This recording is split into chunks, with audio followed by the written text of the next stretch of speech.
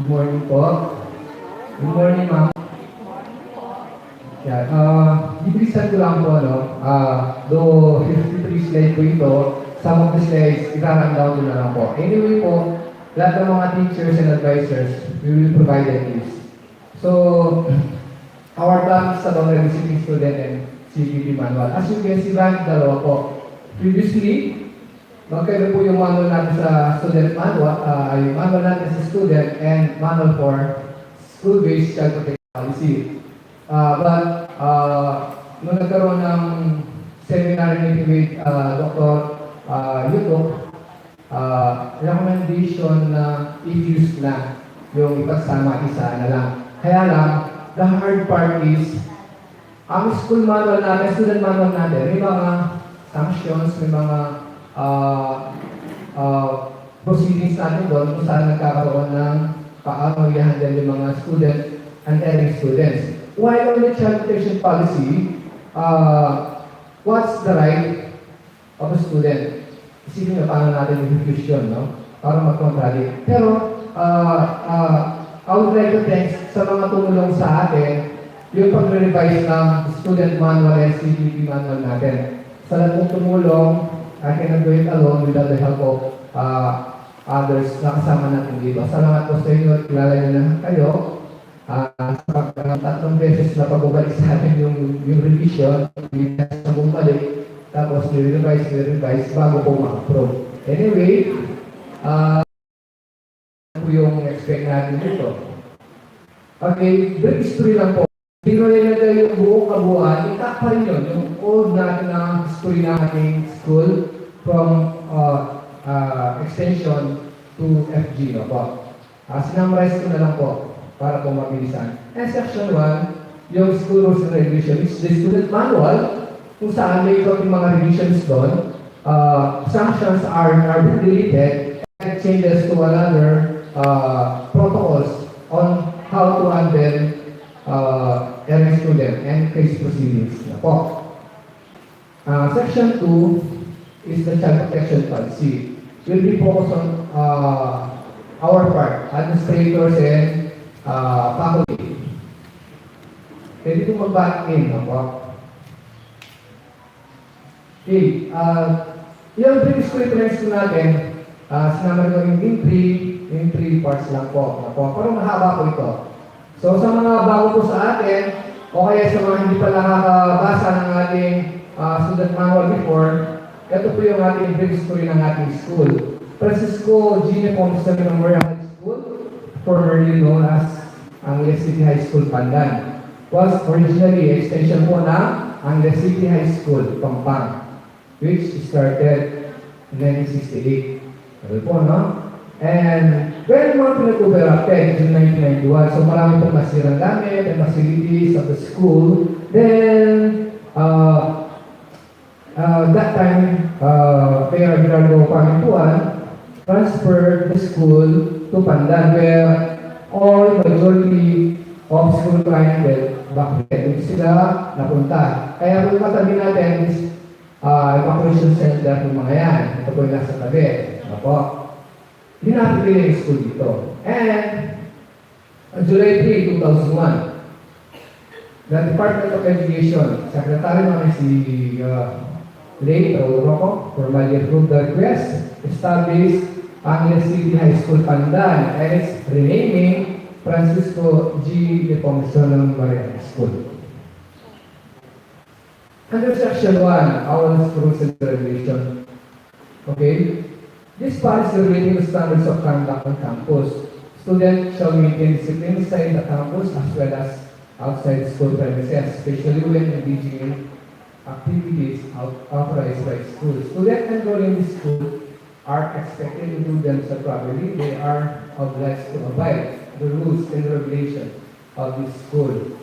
So, andun pa rin po yung sa old and revised, ito pa rin po siya. Andun pa rin po yung spiritual. So, our school is non-sectarian and we can facilitate different religious activities, yung mga non-Catholics, pero silang assigned classroom. At yung mga majority are Catholics, they're doing Holy Mass here at covered court. Originally, we do it Wednesday, but then yung availability ng Are and other pastors, they do it every Friday, right na? Friday, tama po ba? No, kasi kayo sources from the old, yun ang original ko yung Wednesday, and then ginawa lang ng Friday. Yun po ang nakita ko, okay? And every 12 o'clock, meron tayong project dasal na palagi yan. Kailangan po, sa mga new teachers na nasa loob ng classroom, pag project dasal, see to it that we are all in silence and pause for a while. Yun po ang practice natin dito. Yung school uniform, andun pa rin yan. Andun pa rin yan. Makikita niyo po sa nandun pa po ba yung sample? Raragdaw ko na lang yung mga, alam naman po yung ating proper uniform na po. Andyan po yung, ano yung hindi dapat isuot, ang dapat isuot. Remember po, no? We just encourage students to wear uniform so that they be identified as a student of FG. But, in all, meron po tayo exception to the rule of this. Hindi naman pakalang sa mga sapatos. Imagine mo baka lubog o kaya nabagyo o kaya may sugat o kaya walang pagbili. We just encourage na po. This is not for, kung hindi sila uniform, this is not a subject for sanction sa aking bata. Ano po? Kahit hindi na uniform. Baka meron tayo sobra-sobra, bigyan natin. And then, ito po yung mga sa mga lalaki. Short hair, no wearing earrings, no oil polish, walang tattoo. Same as girls. Ganun din po. And I don't know sa mga senior na po. Kasi parang inaalaw nila kasi meron na silang ang tawag na track na pampaganda na po. Meron din tayong ID requirements. Napaka-importante ng ID. Pag walang estudyante kung walang ID, marami pumapasok dito na naka-uniform, hindi naman estudyante. Marami po kami na nahuhuling ganyan. O kaya former student na hindi nag-enroll, walang ID or walang registration form. Yun ang isang mahirap sa atin. Kasi mga school natin, pag start ng klase natin, wala pang ID, di pa tapos lahat. Natatapos ko yung ID in the middle of the last part of the school. Doon pa lang ako kompleto yung majority. So siguro ang strength natin dito, kung paano ka agad nabibigay yung mga IDs ng mga bata. So, depende yan sa gumagawa. No? Kasi minsan yung gumagawa merong pahabol. Gano'n, no? Hindi lahat natatapos. Isa pa, magiging proud din po yung mga bata na meron siyang ID na siya isang estudyante. No? Ewan ko sa iba kung proud pa rin sila sa pagiging estudyante nila kung walang ID. And then, pag nawala po yung ID, see to it na meron silang temporary ID. Manggagaling sa advisor po yan. And, i-report po niya sa grade level chairman. Bakit po? Siyempre, hindi mo pwede bibigyan ng grade level chairman yun ng temporary ID na hindi nyo alam. Baka ginagamit lang sa iba doon ng estudyante. Kailangan po yung advisor talagang walang ID. Baka magpo-complain ka kay Ma'am Sumbilyo. Ma'am, hindi na niya, hindi naman ID. O sabi na laya. So, napaka-importante yung coordination na as an advisor, alam mo kung sino pag walang ID sa meron. And siguro, suggestion lang po, no? Habang walang ID, we will use temporary ID habang wala pa. To avoid ang mga intruders na pumapasok dito para manggulo ng mga kamukha ng estudyante.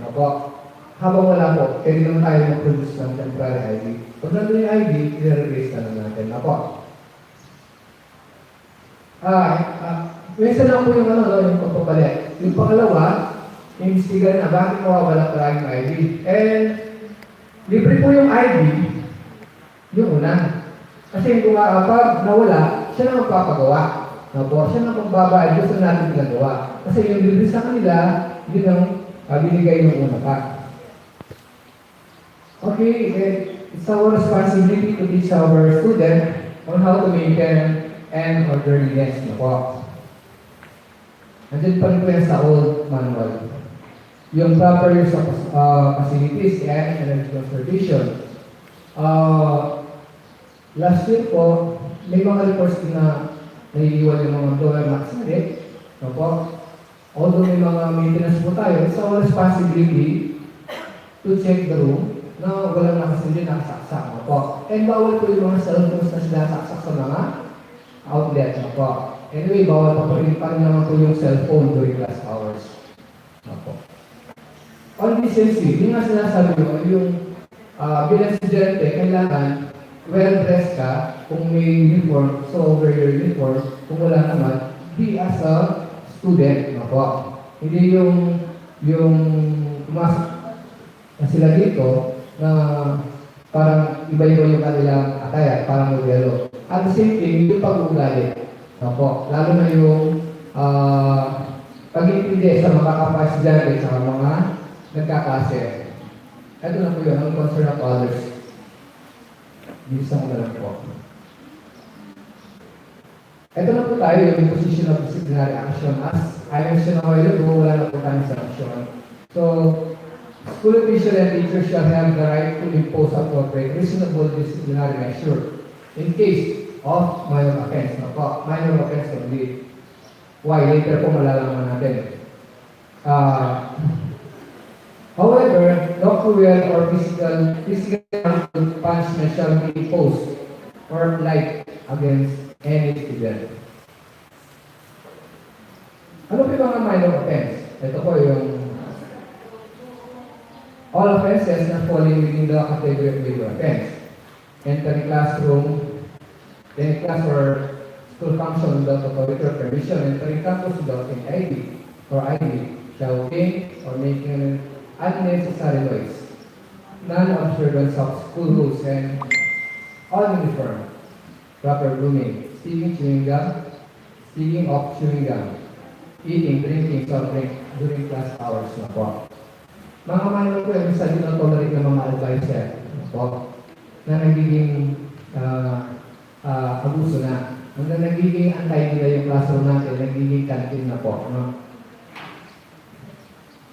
Wearing of hats inside the classroom, bringing markers. Yung markers yung pen, siguro po kung hindi rin ng advisor, hindi sinabi o hindi niya gagawin sa activity, yun, pwede gamitin. But karamihan po na may dala ng ganito po kasi ginagawang pang-vandalism eh. Indirect involved in any of major offense. Kala po nila, pag merong nagsundukan at sila nandun, kung sila kasali po sila using cellphones. Inconsistent with proper behavior. Minor offense shall carry on. Ito po yun. Weekend, warning by the advisor or subject teacher. Re-offender po. Students shall be referred to discipline committee. Refer po natin po. Ito yung mga changes na po. Hindi na tayo nagpapalinis ng classroom. Hindi na tayo nagpapalinis ng banyo. Ang tanong, pwede po bang maglinis ng classroom ng estudyante? Sige po, pwede po ba? May pwede po. Ano po? Kasi po, wala naman pong bawal sa paglilinis ng classroom, lalo na kasama-sama at ang mga teachers. Ito po yung tinatawag natin yung emotional quotient. We teach children yung kanilang pagiging part as a student within the classroom. So, yun yung classroom management ng advisor kailangan, alam niya. Kasi, classroom na to, kailangan mo listen, parang bahay din naman yan. Pag sinasabi nilang bawal sa kanila, nagiging bawal lang yan, pag ginagamit mo parusa yan sa gawa ng kasalanan. Hindi ba kung si Sir Sujeti ko, wala naman kasalanan, no? Pwede ba maglinis tayo? That's the form of encouragement na tuturuan bata para magwalis. Opo. Anyway, sa forum tayo sa mga parent, explain rin po yan. Ito yung gagawin niyo po reference. Opo. Major reference po, ito ng mga category, marami po sila. Opo. Garangan ko na lang, like I said, meron po kayong kopya, bibigyan namin kayo. Para nagturo kayo starting hopefully next year, meron kayong gagamitin. Pwede po natin mga advisor na i-integrate ito sa ating consultation period.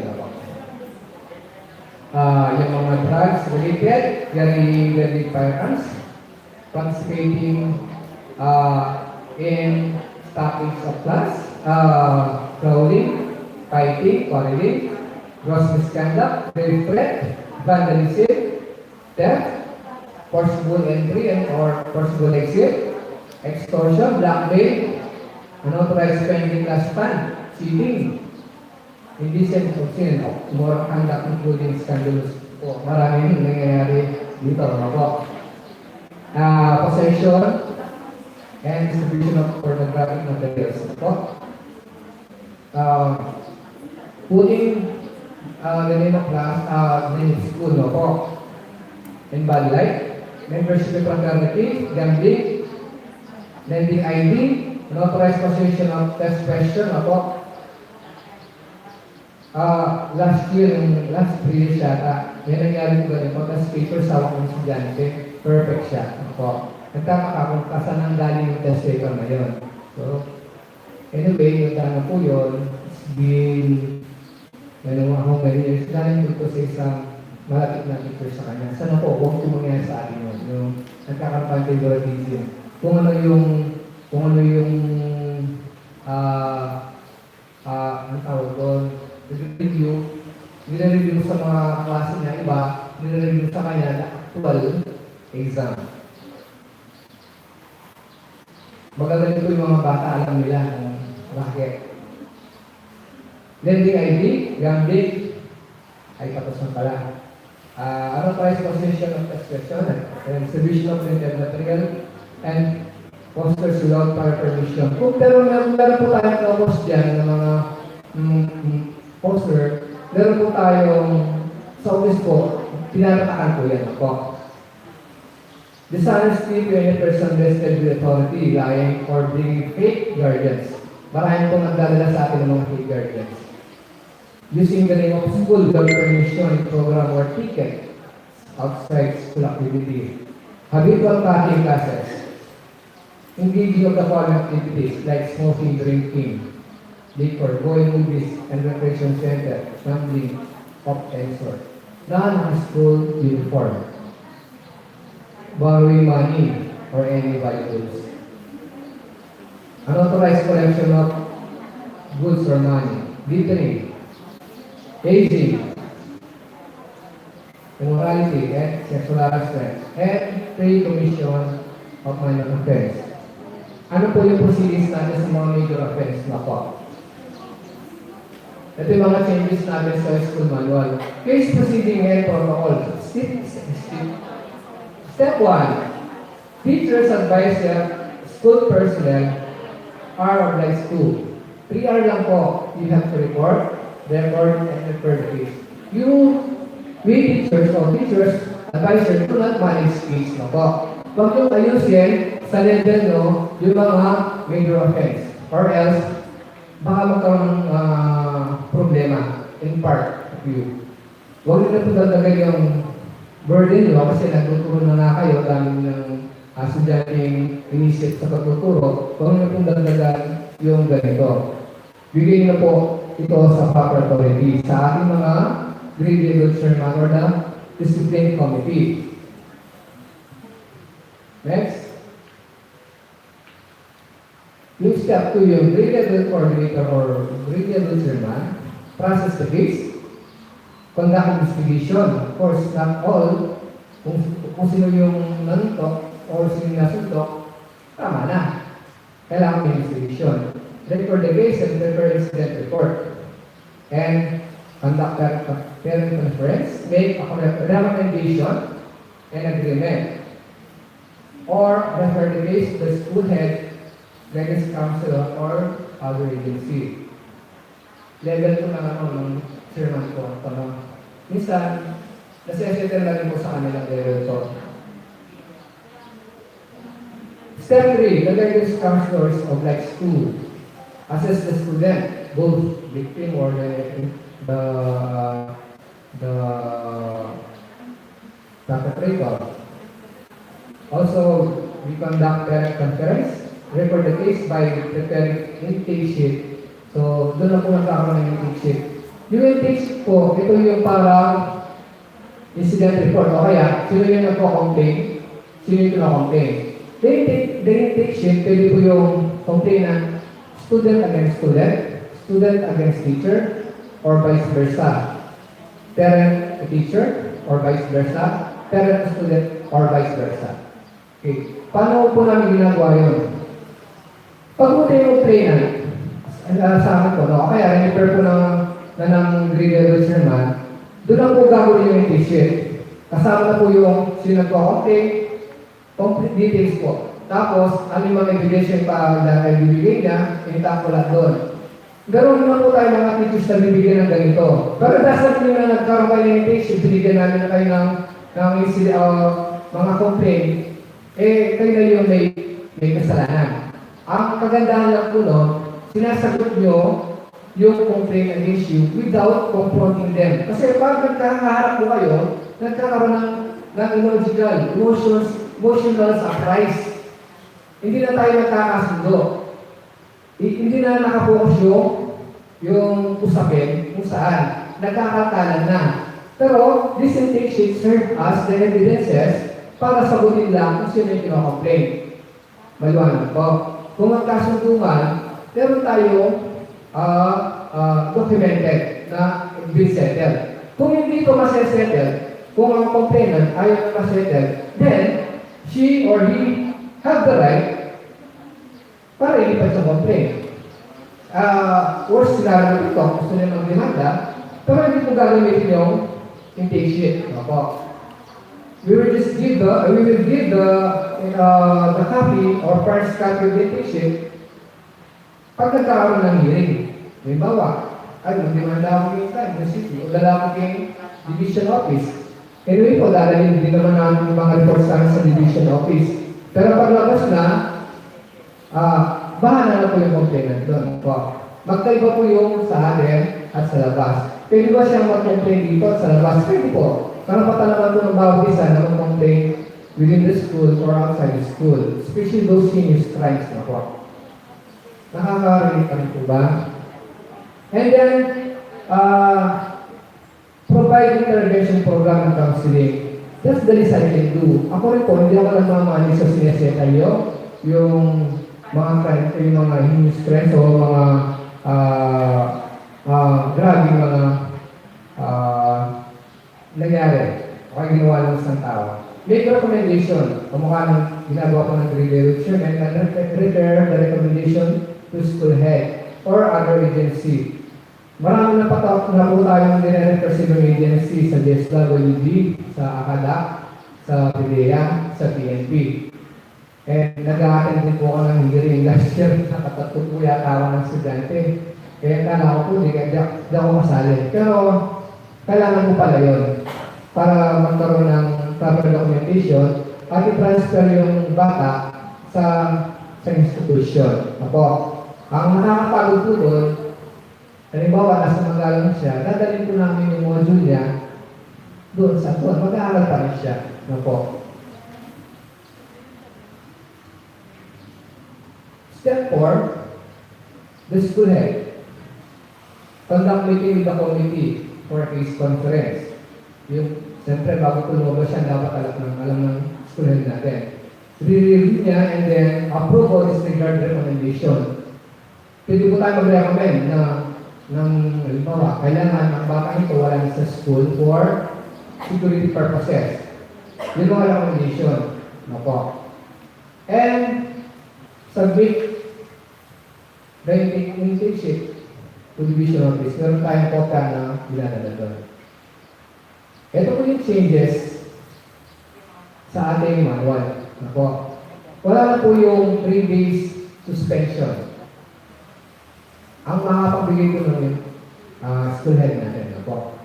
Pwede natin gawin na home custody.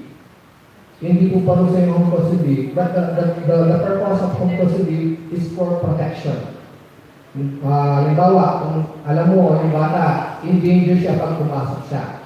O kaya, napaka-danger niya pag tumasok siya. So, kailangan po muna. Kasi may mga program po tayo modular sa bahay sinagara, which we're doing right now, online or modular na po. Nagsasagot sila every Friday or once a week na po. Mag-aaral lang po yan at the end of school year, yung parang last part. O kaya, pag nag-exam sila. Sinubunan po ito discipline. Of course, principal, student council, chairman, advisor. Dapat palagi po nandito yung advisor pag nasa receiving room na yung bata. Grade level coordinator, chairman, and faculty club president. Sila po. Pwede po mag-isali dyan, pero hindi po ako member. We're different offices na po. Yung discipline at saka yung guidance. Palagi po pong in-instill po sa mga teachers and students that we are different offices na po. Though, pwede po akong nakisalamuha sa kanila. Makakakilya na lang, makikilig lang. Or yung pagdating nila sa kanilang trabaho, gusto po pakilya naman. Unless, transfer na sa office ko. Kasi sabi nila, Sir Kim, tatransfer ko sa inyo kasi parang may problema na, ulit-ulit na. Hindi na nakakatulong yung ginagawa namin. Pero something na, no? Hindi po pwede. Ako rin po, nung pag-aaras yung bata, meron pa para siyang something na dapat ayusin, na sa tingin ko, kailangan mas professional sa akin, nire-refer ko yan. Ako, gano'n. Nire-refer ako sa mga psychiatrist, sa mga special doctor, sa mga pinaya po. Yun po. Na tingin natin na makakatulong. Of course, dapat ang mga parent and guardian or guardian. Ito yung function ng committee, ng discipline committee, receive and evaluate complaint, conduct formal investigation, and recommend appropriate disciplinary action to the principal. Positive na po. Meron po tayong multi-disciplinary approach na po. This is applicable to those beyond our school policy. Yung ginagasa ko, kailangan na ilabas na po. Isang po yung bullying, meron tayong bala sa bullying. So, ang trabaho po ng school kailangan inform yung parent, yung guardian, sino yung estudyante na bully, saka po sino yung bully. And then, it will be referred to the Child Protection Committee, and the school may refer the student or the victim or bully to the other agency. The other one is yung CICL, yung Child in Conflict with the Law. Ito yung nagkakaroon ng kaso. Ako. Na, saksak. O kaya drugs. Ako. Ganun din po yung process. And refer to other agency. And programs po nila, pwedeng counseling and information program. Therapies po. Same thing, but ang kaiba lang po nito, nililipat po yung complainant na laboratory. Pwede po teachers or parent na po. Section 2, bilisan ko na lang po. This code of conduct shall be applied by all stakeholders, kasama po tayo doon, and all those affiliated with them, as well as any individual or organization with matters concerning the above-mentioned institution, most especially related to the management, care, and protection. Ito po yung yung Department of Education order, series number 40 series of 2012, which is the Child Protection Policy. Objective po natin, zero tolerance and other forms of abuse.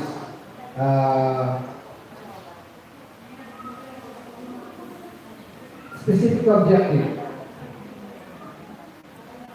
All children shall be protected from all forms of abuse, bullying, and to develop self-esteem and self-confidence. 2. Schools shall advocate positive and non-violent mode of discipline. Disciplining children of foster self-discipline to improve self-esteem. Number 3, corporal punishment shall not be imposed. Sinasabi ko po, bawal na po yung corporal punishment. on any child in school for the purpose of discipline, training, and control. B. School heads shall take steps to prevent bullying and ensure that the appropriate intervention, counseling, and other services are provided for the victims of abuse, violence, exploitation, discrimination, and bullying. Okay? Professional misconduct by any personnel is defined in Section 16 of the Child Protection Policy in the following terms, and will pursue the due process of investigation and court proceedings.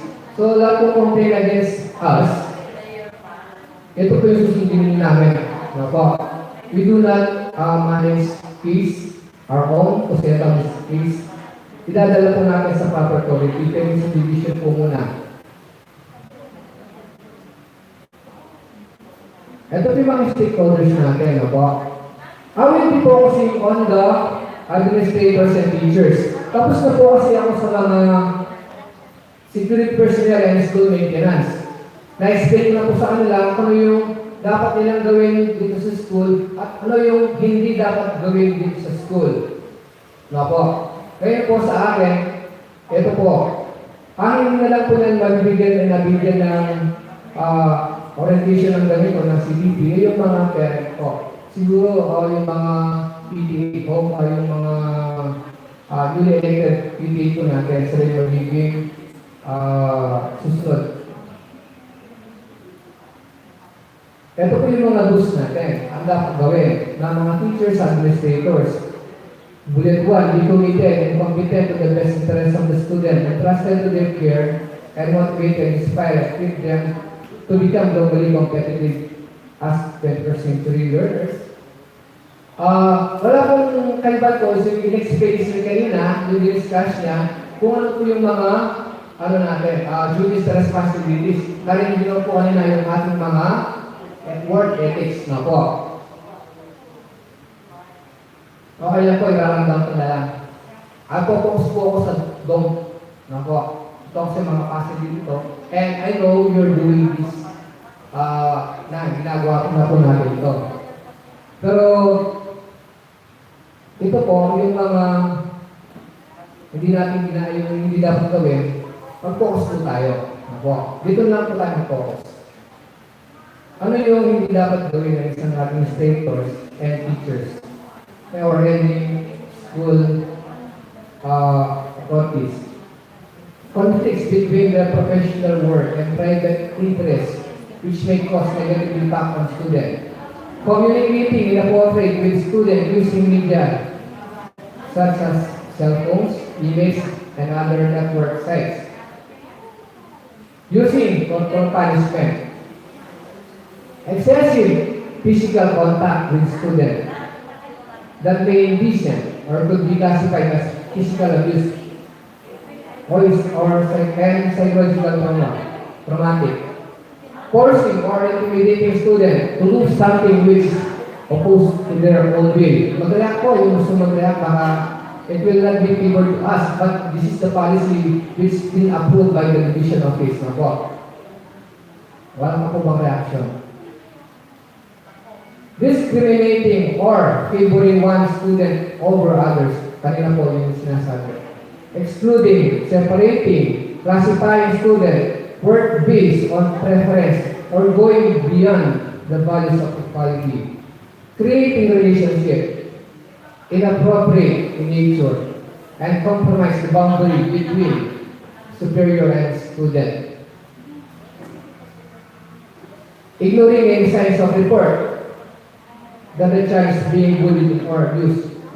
Dito po, may pananagutan na po tayo pag may sinabi ng bata sa inyo, may nangyari na hindi maganda, at hindi na-report. Pag ito, dumaretso po sa isang institution outside, at pinuntan po tayo na halimbawa ng PNP na sinabi ng bata, sinabi na po dito, at wala tayong ginawa.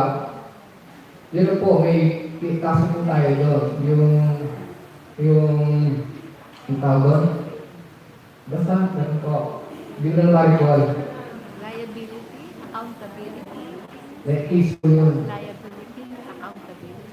Isa for, it's not talaga liability, sa criminal liability po yun. Ano po? Kasi po nasabi na sa inyo. Ano po? Nakalimutan mo yung term. And then, disrespecting students by treating them less than what they truly are and putting them in situations that may humiliate and degrade them. Yun po, yung pag-label o yung tinatratong iba. Ano po? Refusing to acknowledge or depriving the students the opportunity to improve their unique talents and capabilities. Discrediting grades and merits as form of punishment. Kaya mga dyan, bagsak daka, sabi niya. Committing action that may directly cause harm to the student and physical po, pwede yun. Sending student on errand, hindi errand po, outside the school premises. Minsan po, atitano mo po, so lulus natin yung mga bata, no? Pero parang wala lang sa atin. Pero pag tandaan mo natin, pag nilulus natin yung isang estudyante at lumabas, may nangyay doon po tayo doon. Requiring students to come to school during weekends, no classes or beyond class hours without parental consent and approval from the school administration. Collecting monetary contribution as projects or requirements without approval from the school administration. Ano po yung guidance natin pagdating dito? Shall be applied the section 1 under letter J, under rules and regulations. Yung kanina po. Yung paggawa ng intake sheet. Thank you very much po. Kung wala po yung tanong, salamat po sa pakikinig and God bless po. Sir, can we have a slide? Po? Can we have a copy of that? Sige po, sige po.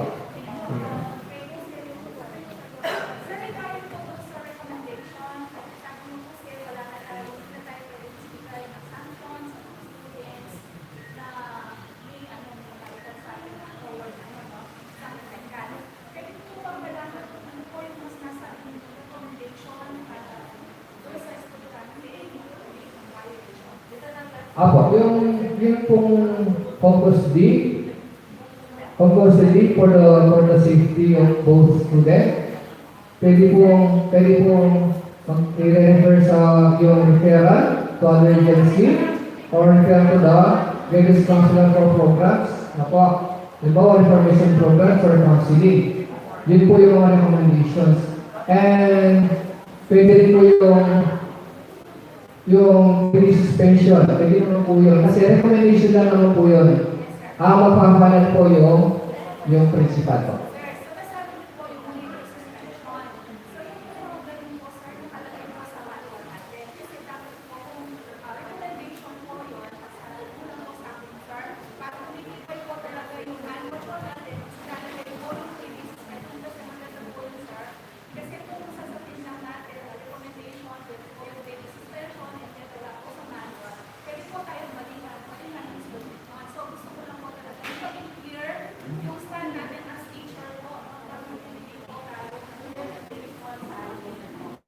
Po, noted ko yung mano po.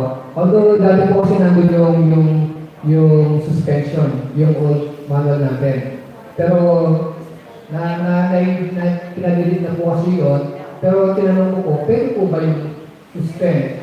Prerogative na po ng school head. Po, siya lang po ang pwede magbigay yun. Po.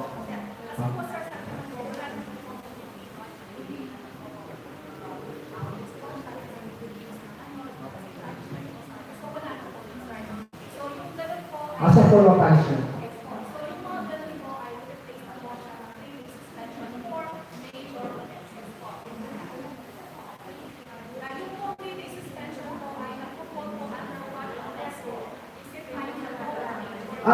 Major po yung major po. Siyempre, suspension po. Sa major offense po lang. Yung sinabi ko po kanina, major offense po. Yung major offense po, yung slide na pinagkita ko, pwede mag-impose yung teacher, advisor, in a positive manner na po. Yun po yung sinasabi ko ngayon.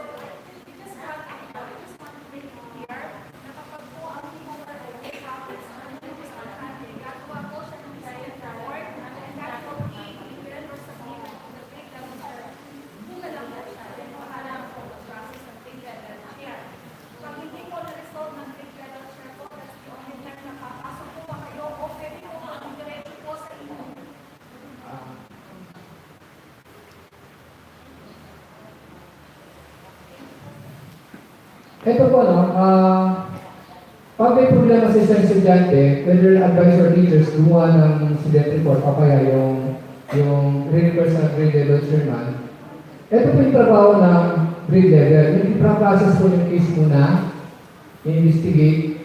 Pagdating po sa conference, nandun po yung all involved. Kaya nga po may conference na po. Involved din po yun. Ang sinasabi ko lang po na wala po munang pumunta, kapag wala pa po yung complaint, kailangan meron tayong hawak ng mga documented complaint. Kasi yung grade level naman, yun ang panghawakan niya. Hindi lang binigay sa kanya, wala po siyang kalabaw. Hindi na, yun. Unlike po yung gumawa kayo ng incident na minsan kayo naging witness na nangyari, yun na po ang obligation natin, yung prayer na sinasabi. Anyway po, dati naman po natin ginagawa yan as yung anecdotal report po sa mga estudyante. Para rin po na kayo, safety din kayo na yung problema na i-refer nyo sa grade level chairman. And then, trabaho na po ng grade level chairman, nag-process yung case, conduct investigation, nahawag na po yung complaint nyo. O kaya kung sino man nagko-complain. And after that, gagawa siya ng report niya. O kaya gagawa siya ng sa grupo. And then, magkakaroon ng parent conference. Patatawag yung parent ng bata, patatawag din kami, involved din kayo. That's key, din po. Pwede po matapos ito sa grade level chairman pa lang. Ang sinasabi ko yung refer po sa principal o sa akin, pag may unusual na sa nangyayari, especially yung behavioral problem or attitude problem, pwede na po akong tumulong. Kung diniretso sa akin, pwede naman po. Kasi babalik ko din po sa grade level muna. Sila po yung sa discipline. Halimbawa, dinala sa akin po. Gagawa din ako ng report. Tapos bibigay ko kina mama, meron pong complaint. Hindi ko po sila ibabay kasi sila po yung una ang dapat makakaalam nun. Ma'am, naibigay po ba yung gusto nyong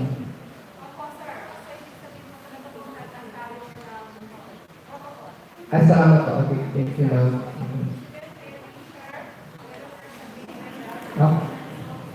Opo. Pwede po ma-resolve din sa kanila po. Pwede na po yun eh. Pwede po ma-resolve sa kanila. Ang sa akin lang po, pag may unusual na talaga na po. Kaya nga, meron po akong assessment as a student na po. Ang assessment po, hindi lang po ako yung ga-assess. Pwede po akong humingi ng tulong sa ibang professionals. Bakit ganito yung bata? O kaya yung taong ito? Opo. Ma'am, thank you. Ay, ma'am. Sa inyo na po natin kayo. Online tayo mga teachers, pero may mga incident na po. Lalo sa Opo. mga incident nila rin na experience ng mga teachers. Lalo sila ng mga estudyante. Or may mga ginawa mong estudyante against the teachers.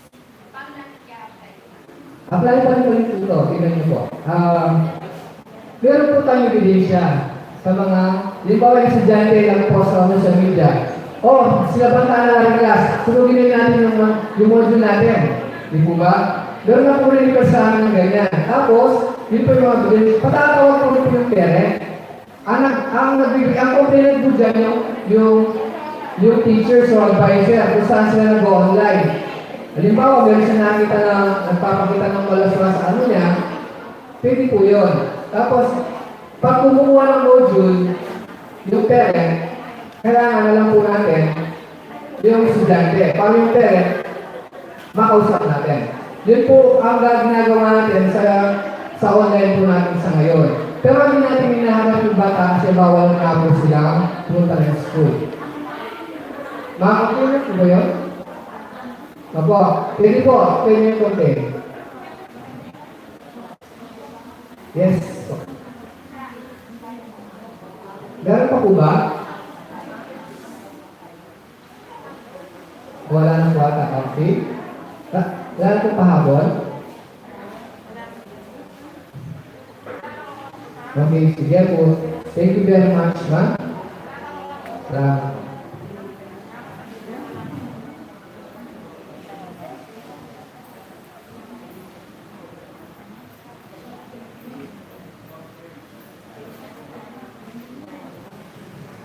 Thank you po, sir, Tim, for giving us again an idea or refreshing us regarding the child protection policy.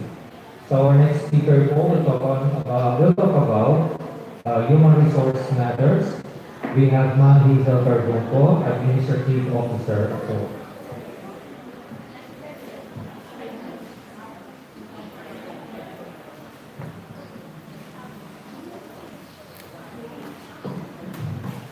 Sir, paano kang mag-drive? Punta lang din pwede. No, mag- ibang school. Ibang school po. Magkaila po. Ilagin. Sir, okay lang kayo na kamo. Mag-alcohol ka lang. Talaga, kasi Wala po. okay lang. Hindi, ikaw. Kasi magtatanong siya. Kailangan mag-drive. Kasi makailan natin sa lang. Kasi pinaitong ka. Kapag pa. Oh, yun ang mga. Okay lang.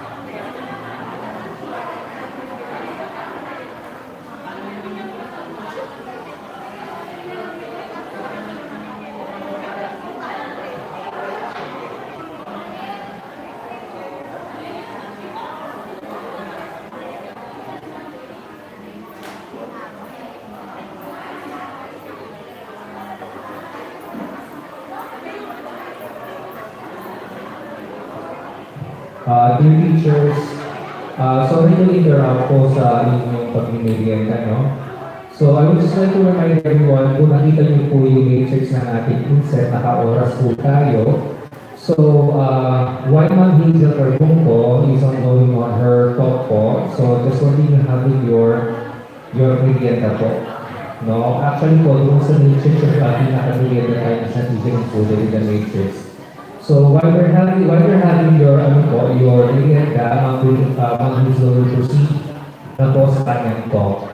So actually po, supposedly survey is hanggang 9:30 lang po siya. So remember, dear teachers, that we are only until 12 o'clock po, and then in the afternoon session po, we are requested to submit our journal number 1. Okay po, so while you're having po, let's continue with our INSET po, so that Ma'am Carbo po can proceed now with your talk po.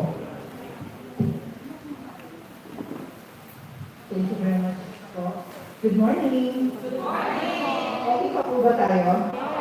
Okay, that's good. Okay. So, when Sir Mass invited me to talk about compensation and benefits, I feel elated about it kasi in every inset that I attend, it's a personal observation that they seldom talk about compensation and benefits. It's always about technical development of teachers, DLL,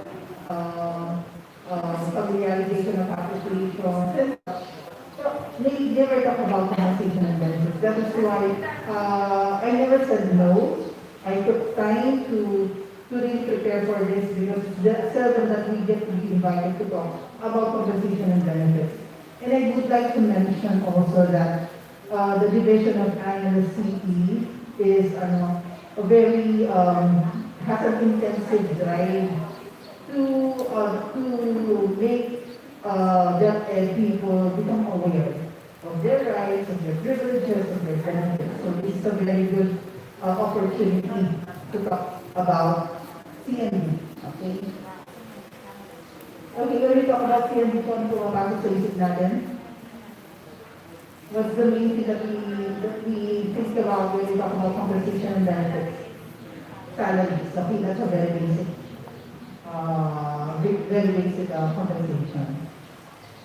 So what is compensation and benefits? So in general, these are monetary and non-monetary benefits that we get in exchange of what we do, what we are being tasked, or what we are mandated to do as an employee. Okay, this ranges from social security, perks and bonuses, employees allowance, pay increase, health insurance, vacation, and achievement, rewards and recognition.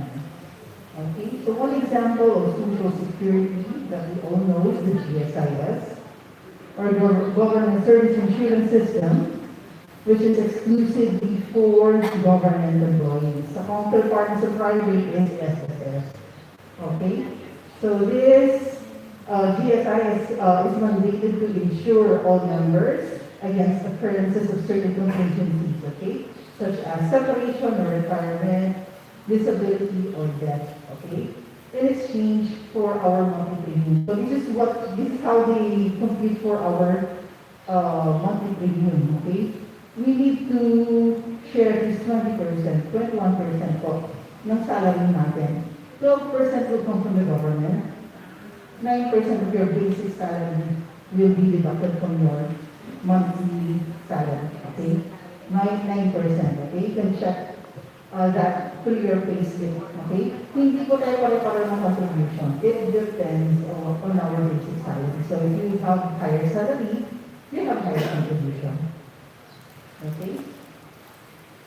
Next, we have the PhilHealth. So as the name implies, it's mandated to provide accessible health coverage, okay, for hospitalization and other healthcare concerns. Okay, so for this year, we get 3%, which is equally shared by the government and our personal share. So dapat 1.5% po ng salary ninyo is being deducted, okay? The other 1.5% is being paid by the government. I'm talking about the government because our employer is the government. For private, of course, it will be the company. Okay? Next, tataas siya ulit. Okay? I hope you are aware of that. Okay? If you need more information about the contribution, you can just visit the website of the law. And then we have the pag-ibig. Okay? Pag-ibig is both enjoyed by the private and the government sector. Okay? So it is primarily mandated to provide accessible housing loan. Okay? Although they're already having other loan instruments such as MPL, calamity, parang kapareho ng GSIS. But primarily this is mandated to provide housing loans for all of us. Okay?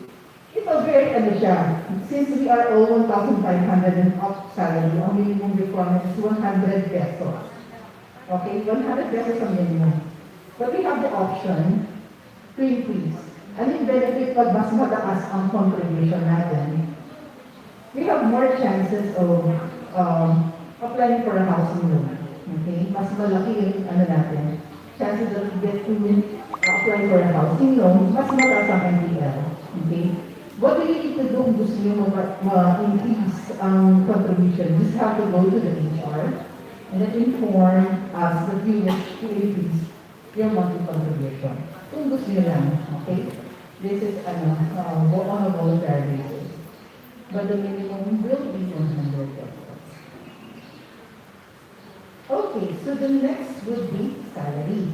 Our salaries as compared sa private sector. Sa private kasi confidential, hindi confidential, they never declare yung kasalari ng mga empleyado, whereas sa atin, very publicly available, okay?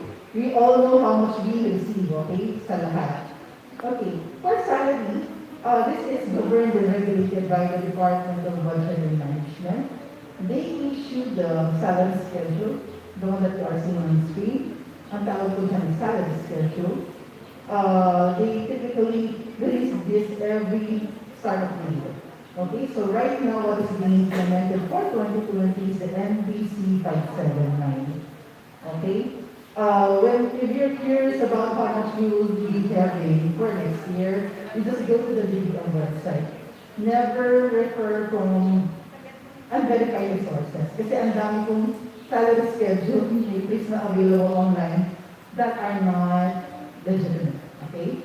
If you wish to know how much you will be receiving by January 2021, you go to the DBM website. Okay? Hindi ko alam kung ano magiging end decision nun kasi hindi pa siya na-release. Okay, so for the salary standardization, you have salary grade 1 to 32, step 1 to 8. Step is being earned every 3 years of continuous service. Next, we have regular allowances. What do we mean about regular allowances? These allowances are typically mandated or governed by the Public Act or laws, okay? The first ones we have, PERA, or the Personal Economic Relief Allowance, regardless of position, regardless of the COVID-19. Actually, this is already mentioned in the Magna Carta for teachers. Pero ngayon lang din binigay, okay, which is equivalent to 500 pesos. And then next is we have the clothing allowance. So our clothing allowance, they also, I think we started receiving this by 3,000, that's when it was increased. See next year, kung mag-increase ko from 6,000 to 6,500. We have some news na parang i-increase yata. Although there are no, wala pang official guidelines to mandate this.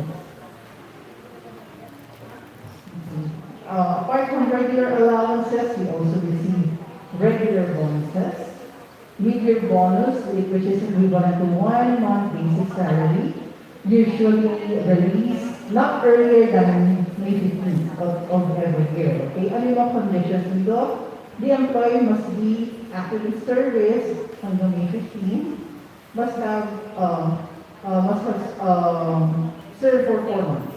Okay? And then we also have the year-end bonus, which is also 1 month basic salary, released not earlier than November 15th of every year. Conditions are also 4 months of aggregate service from January to October 31. Okay? Ang difference dito sa mid-year, sa year-end bonus, an employee can enjoy prorated.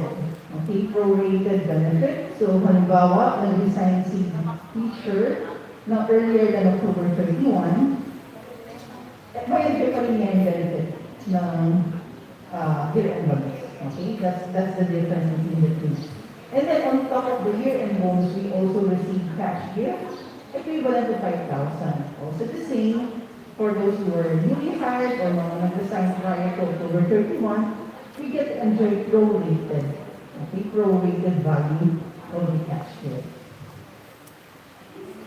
Next, we have the PEI or Performance Enhancement Incentive, which is equivalent to 5,000, released every 15th of December. Okay, we are expecting this by 15th of December. I think it's also prorated. And then lastly, we have the performance-based bonus, okay, which is 50 to 65% of our salary. For you to qualify for PBB, you must have at least a minimum of 3 months service, okay, a maximum of 12, a minimum of 3, okay. Kung naka 9 to 12 ka, you'll be receiving full PBB. If it's between 3 months to 8 months, it's also prorated, okay. What are the other incentives that we receive? The first one is the World Teachers Day Incentive, which is equivalent to 1,000. This was released last October 5. Isa rin sa mga bagong incentive ko. This is actually our third year. Third year ba? Or second one? Okay? Okay, this incentive is enjoyed by teaching and related teaching, okay? So, pati mga guidance counselors, librarians, we get to enjoy this incentive, including the principal. Okay? Then second is we have the loyalty cash incentive. This is being enjoyed on the 10th year of continuous service. Okay?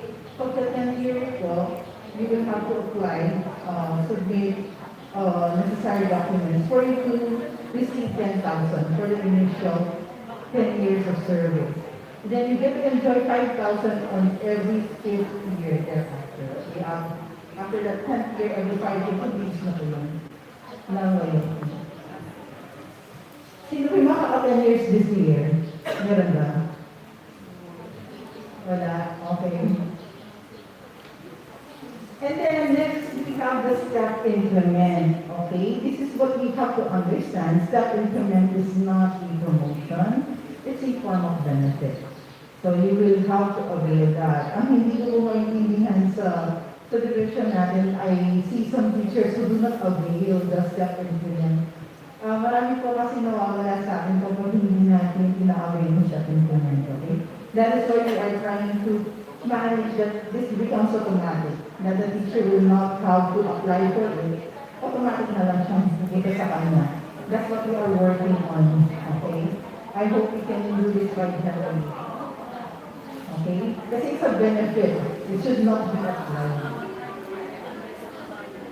And then four, this is also one of the newest incentive, okay? We started receiving this last year. Last year, yata naka 7,000 initially, then we get the 3,000 later on. Did you get the 10,000 go off for FD? 10,000 ba siya last year? O 7,000 lang po? Okay, 7,000 lang siya. Okay. For this year, we are still awaiting for the guidelines by Malacanang, but they have already released the news that will be receiving 10,000 by December 19 this year. We're still awaiting for the guidelines of federal anytime soon. Para alam po natin kung ano yung guidelines natin. Okay, so we're done with the monetary benefits. Now we go to the non-monetary benefits that we get to enjoy with that. monetary benefits. First one is we should be accorded with good working conditions, which I believe we truly enjoy naman, except that it's not yet the ideal. Kasi the ideal would be, at least we could become at least issued a laptop for each teacher. That's the ideal for in response to this new normal. Kasi we are trying to get to that ideal condition. But at the moment, somehow naman we are being provided with good working conditions, courtesy of our students. Second is we are also entitled to training opportunities, just like this. Okay, just like this, okay? The school must have at least a training program every year for all teachers and even non-teaching personnel. Then we also have the career development and for the need benefit. Among the four, I would like to discuss the two, career development and need benefit. Okay, shall we start with the need privileges? Okay, who are entitled to leave? So essentially, we are all entitled, appointed, has a department, from undersecretary to down, we are all entitled of leave privileges, okay? For typical non-government employees, national government employee, we are entitled to 15 days vacation leave and 15 days leave annually with full pay. However, teachers are not entitled to the usual 15 and 15 itself. Instead, we get to enjoy the proportional vacation pay, that is during the Christmas break and summer vacation with full pay. Okay? Okay, so instead, the teachers would earn service credits. Okay, service credits for every services rendered during breaks or outside school days. Okay? These service credits are used to offset absences due to illness. So practically speaking, they are sick leave credits. Okay?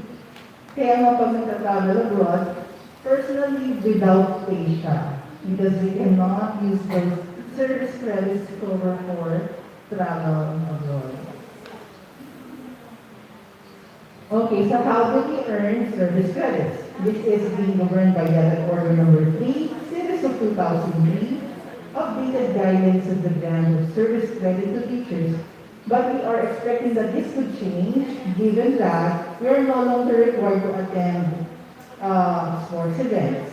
Okay, we're no longer required to attend seminars due to the pandemic. So we are expecting that the guidelines might change at any time.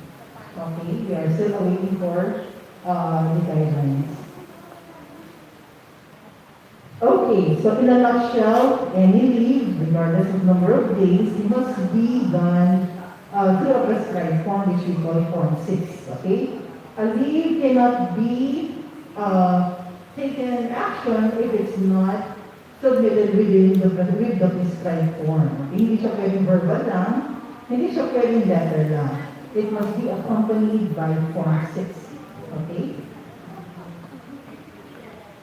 Okay. Firstly, yung sick leave. Okay? We have sick leave shall only be granted on account of illness or disability of either the employee or members of the family. So, ang sick leave is not only exclusive for the employee alone. Pwede niyo siya i-avail kahit ang sick ang family member. Okay? Hindi lang siya sa employee. Okay? Proof of sickness must be attached to the Form 6, yun yung medical certificate. Okay? Next. Form 6 must be filed immediately upon the return. Bakit upon the return? We cannot apply for sick leave in advance because we do not know if we're going to get sick. Di ba? Ganun ang logic naman. We do not know if we're going to get sick next week. So, filing of Form 6, pag sick leave ang ina-apply must be upon the return.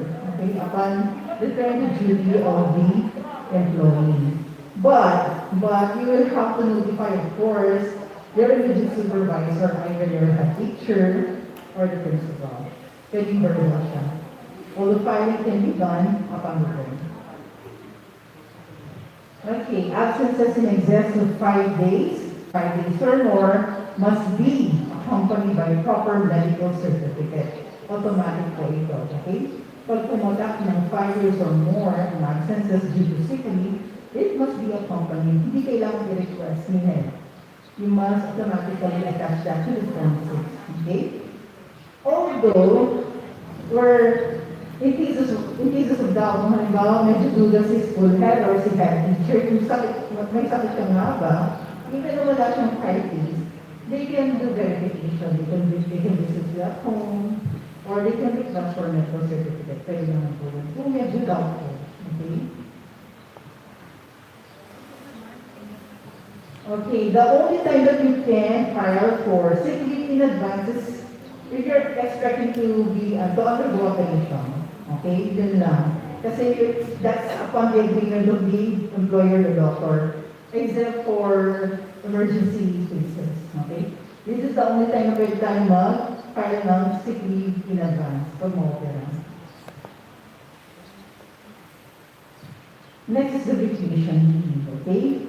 For vacation leave, it must be at least 5 days before the effectivity of the date, okay? Less than 5 days can be disapproved. Pero na lang mabait si principal na pipirma kanya kahit less than 5 days yan. Pero ideally, this application for vacation leave must be filed 5 days in advance, okay, or earlier. Okay. Unlike sa sick leave or vacation leave, it's contingent upon the service of the employee. Pwede na i-disapprove, pwede na i-approve. Okay, it will be upon the discretionary power of the approving authority or the school head. Okay, then we also have the special leave privilege, or this is enjoyed by non-teaching. Okay, wala si teaching dito. Okay. For non-teaching, they get to enjoy 3 days SPL annually, okay? Annually. So it's more of a general reason, okay? Maximum 3 days annually. And this can be utilized for personal milestone, birthday, anniversary, etc. Okay? Or if you wish to go on a personal errand, so medyo general siya. This can be also availed, halimbawa yung birthday ka Saturday, you can avail it the day earlier or on Monday. Pwede siyang i-offset. Okay?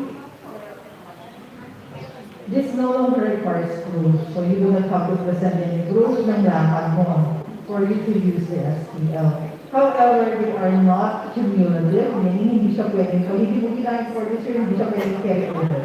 Okay? And they are not cumulative, so hindi siya pwedeng monetize. Okay? Whether you have used them or not, they will be automatically forfeited. Okay, rehabilitation leave for job-related injuries.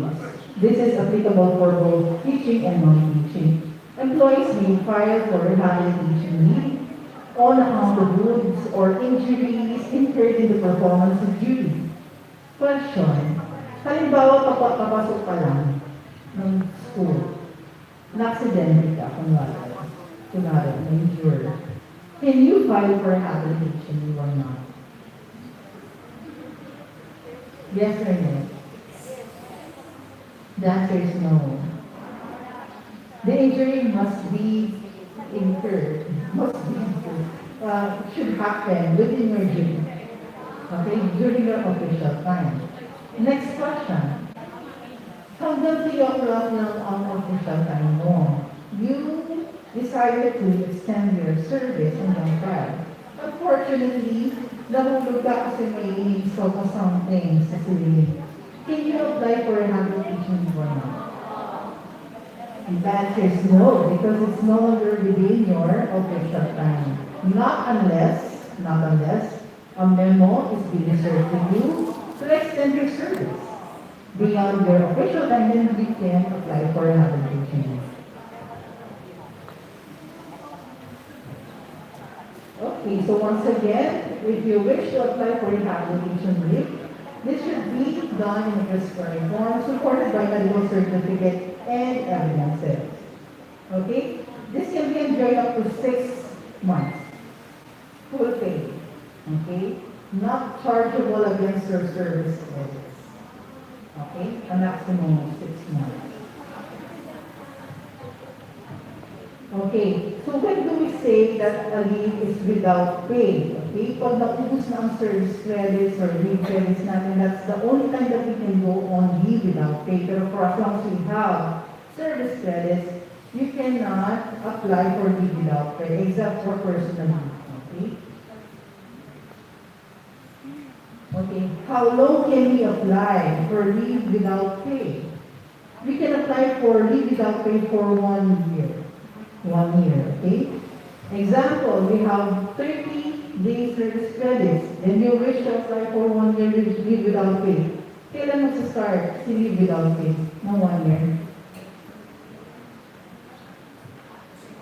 Upon the exhaustion of your service credits, okay? Diba? Halimbawa si teacher may 30 days pa, pero gusto niya mag-file ng leave for 1 year. Uubusin mo na si service credits, which will be charged for during weekdays. Weekdays lang yun. So, si 30 days, hindi lang siya 1 month. It can be extended beyond 1 month kasi weekdays lang siya, excluding holidays and Saturday, Sundays. Magsa-start pa lang ang 1 year na niya upon the exhaustion of service credits. Okay? Doon pa lang magsa-start sa 1 year leave without pay. Okay, what would happen if you do not report back after 1 year? The employee who is only without pay for a year, pag hindi siya nag-return to duty, automatically siya, even without prior notice, automatically siyang dropped from the rolls. Okay? The employer will have to notify the employee about this. Okay? Automatically siya tanggal, separated from service. That is why it's very important for you to return or to file your return to return to duty at least a day before the expiration of your leave without pay. Okay, what would happen if an employee would go on leave without approved leave, yung tinatawag natin a rule? Okay, what would happen? Okay, if an employee is continuously absent without approved leave, meaning hindi siya nag-file ng leave, for this 30 working days, hindi po siya calendar days, okay? 30 working days, so that means business days lang, okay, or school days, shall be considered absence without approved leave. Okay, and a whole employee will become automatically separated on the 30th working day of his absence without applying for proper leave documents, okay? Even without prior notice, we can drop them from the rolls. So, ano yung magiging dapat strategy? The school head. So, nang niya matagalin ng 30 days, so kung siya magpang ng 30 days, kahit sa 5th day pa lang, the school head may order the employee to return to work, okay? What would happen naman kung hindi siya nag-report in spite of the order? Failure to report, okay, in spite of the order given, can be a valid reason to separate the employee from service without prior notice. Okay, it's non-negotiable. Non-negotiable. That's why it's very important to be open kung ano po yung natin sa buhay natin, okay? Kasi mas makakatulong ang departamento kapag nag-express kayo truthfully kung ano yung mga plano, gano'n. We can always help you out, okay? To think of a better scheme ng leaving nyo na hindi kayo nakakompromise. Okay. Okay pa tayo? Sabihin nyo lang po, it's already information over there, okay? We'll be entertaining questions right after the presentation. Okay, next we have the maternity leave, okay? It's a very new Republic Act. 1210 or the Expanded Maternity Act, which was enacted on March 11, 2019. Okay? This benefit applies to all female lang po. Okay? Female lang. Kasi sila yung nanganganak. Female. Regardless of civil status, hindi siya required ng marriage. The only requirement is that British ka. Okay? Regardless of civil status, employment status, and legitimacy of her child. Okay? So what are the features of this maternity leave? For live birth, ibig sabihin, full term, okay yung bata, healthy, the employee can enjoy 105 days with full pay. Okay, that's more than 3 months. Okay? Para in-encourage mga anak, lalo, no? Which is good. And then additional 15 days for solo parents, which is defined under Public Act 8972. Okay? We're talking about regardless of civil status, that's why we are encouraging solo parents for this provision. And then, the employee may also opt to extend for another 30 days, chargeable against service credits or without pay. Either, kung gusto nyo mag-extend ng 30 days more on top of the 105 days. Okay? We also have one unique feature of this maternity leave. We can allocate 7 days to the child's father or alternate caregiver. So, hindi lang siya limited doon sa ama ng bata, can be also applied to other nominated alternate caregiver. Okay, later I will try to discuss more about the alternate caregiver. So from 105 days, magiging 98 days na lang, tama, 98 days na lang. If you wish to allocate 7 days, that is ang top of the paternity leave na 7 days na lang. For cases of miscarriage or emergency termination of pregnancy, the employee can enjoy 60 days full pay. Okay? Hindi siya 105. 60 days. Bakit? Wala ang bata. Oo. Kasi po, the 60 days is only intended for recuperation period. Okay? 105 days is allocated for child care. For stillbirth, full term siya, 9 months, however, yung lumabas, unfortunately, ang baby ay hindi okay. 60 days hindi siya.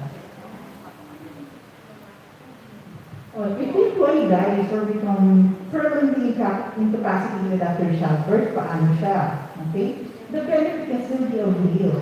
So yung equivalent of 105 days of salary will be given to the spouse or whoever is being nominated as alternate caregiver. Okay. These are also indicated in our website, no? The requirements for maternity leave will be CSC Form 6 individual, medical certificate, clearance, school and division, solo parents ID for solo parents. When can you file? You can file it as early as 30 days before your expected delivery. Okay? I-leave lang natin ng blank kung yung actual date of delivery ng bata. Okay. Maternity leave benefit can be availed regardless of civil status. I have mentioned that earlier. And this benefit is the same regardless if it's normal or cesarean, pareho 105 days. It can be availed. So this is a new feature. Before po kasi so lumang maternity leave, you must have at least 2 years. So 1.5 years in service before po makapag-maternity leave. For this expanded maternity leave, kakapasok pa lang.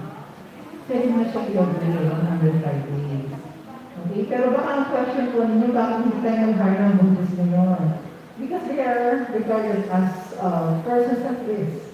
We cannot deploy them, okay, during this pandemic. That's why we let them nanganak muna before we have deployed some of our new teachers this year. Okay, counting of maternity leave would include, okay, calendar days po tayo, including Saturday, Sundays, and holidays. Ganito ang counting ng 105 days continuous.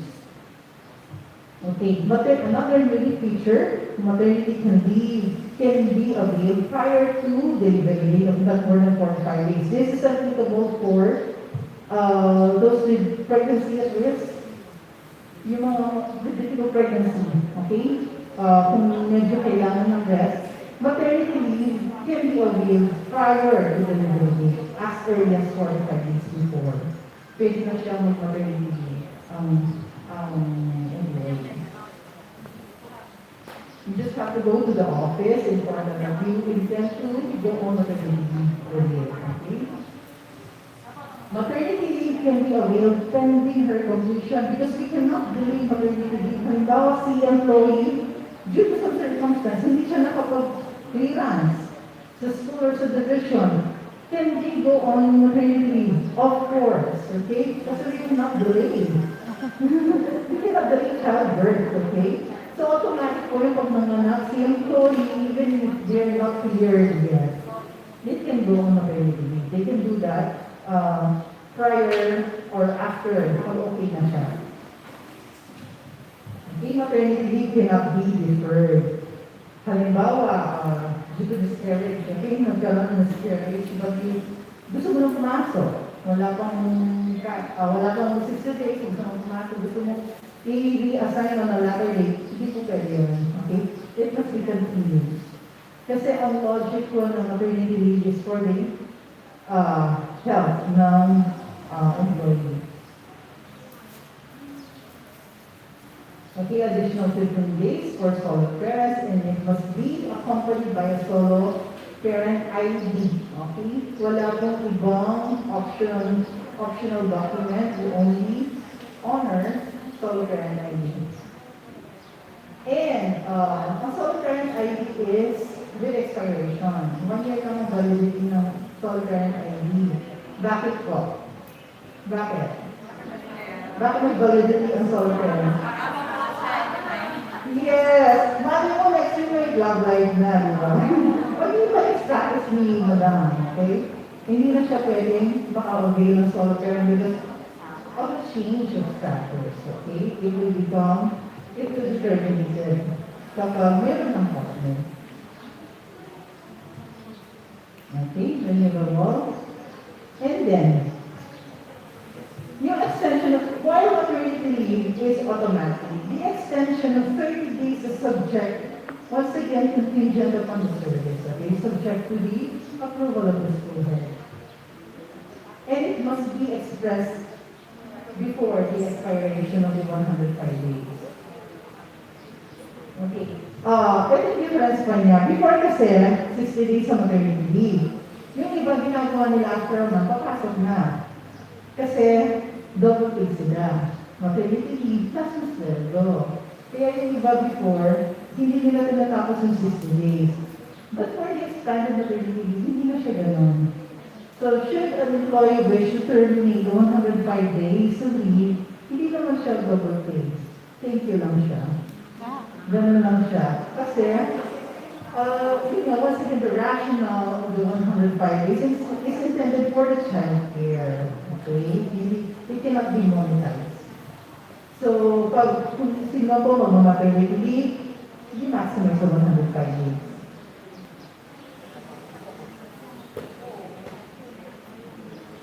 Okay, substitute teachers can also avail maternity leave benefit. Okay, substitute. Pero syempre, we do not hire a substitute na bonus, diba? Okay. For resigned employees, they can also avail maternity leave. Hindi naman siya mag-leave. They will only give the monetary value of 105 days equivalent to salary for as long as the childbirth happens not more than 15 calendar days upon separation. Ang value ng resign ka ngayon, nanganak at kinabukasan, you can still avail of the 105 days equivalent salary sa maternity leave. It should not be more than 15 days. Okay? Okay, we can allocate 7 days to our spouse, the father of the child, or to sino we nominated alternate caregiver apart from the 7 days paternity leave. So that makes it 14 days for some married women. Okay? This can be allocated to an alternate caregiver who is either a relative within 4th degree of consanguinity. Ano yung ibig sabihin ng 4th degree? Ito po yung mga degree of consanguinity. Consanguinity is blood relative, okay? Affinity is mga in-laws and spouse. Okay, first degree, pag sinabi first degree, ito yung mga parents natin, children. Second degree, siblings, grandparents, grandchild.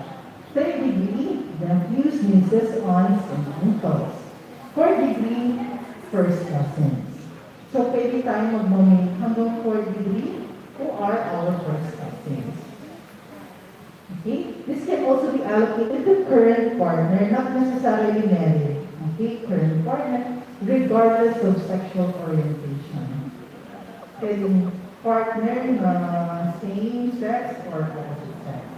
Okay? For as long as he or she is the nominated alternate caregiver. Okay? Sharing the same household dapat. They are living together. Okay? That's the condition. Okay, allocated days can be in continuous or intermittent within the duration of the maternity. Pwede siyang tuloy-tuloy na 7 days. Pero pwede intermittent. Pwede every Friday. For us, within the 105 days period of the year. Yeah, pero hindi siya pwede mag-ubilang 105 days. Now, we go to paternity leave. We will see the difference in here, okay? Paternity leave is only granted to married male, while maternity leave is being enjoyed regardless of civil status. For paternity leave, it must only be enjoyed by married male. Yun ang condition ko. Married. Okay? Married lang po. So, same with the maternity leave, this can be enjoyed by regardless of the employment status, okay?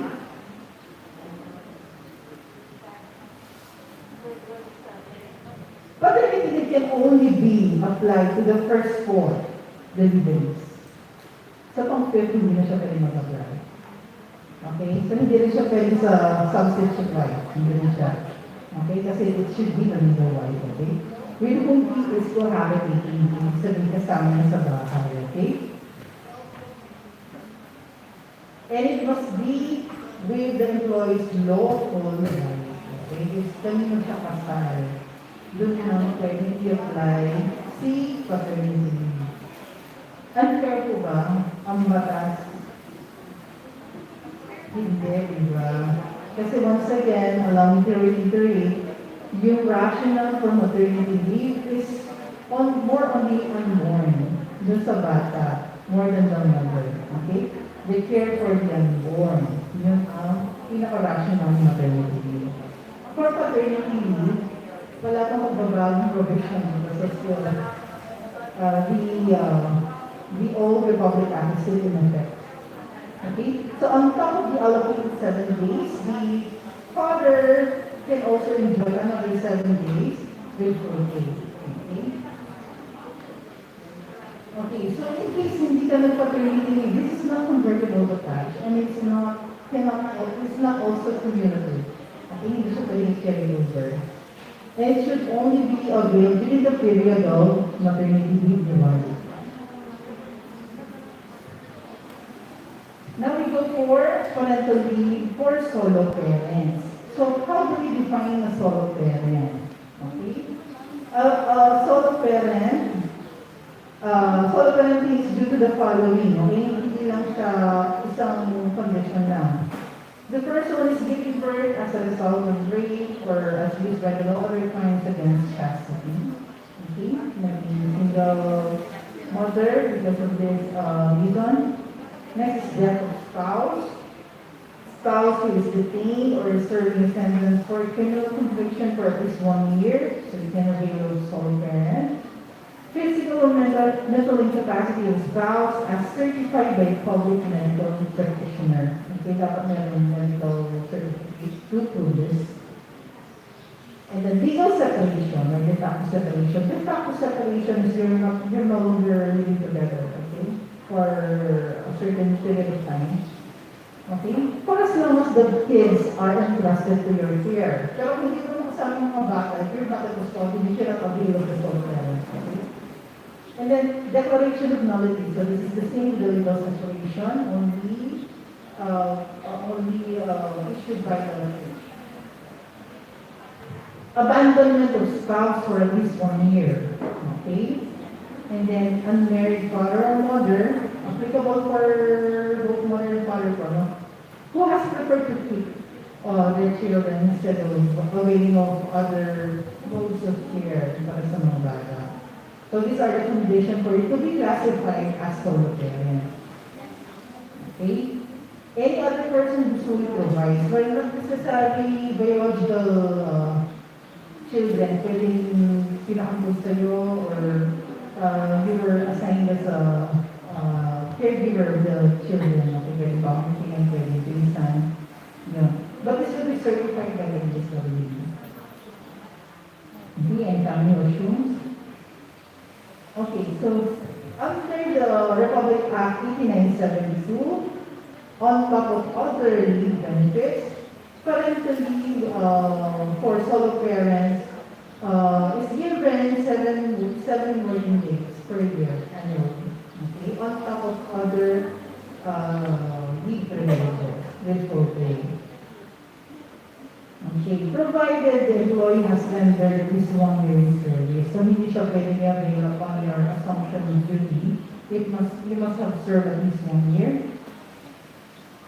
Okay, and then you will also have to inform your school head or the division office that you are a solo parent.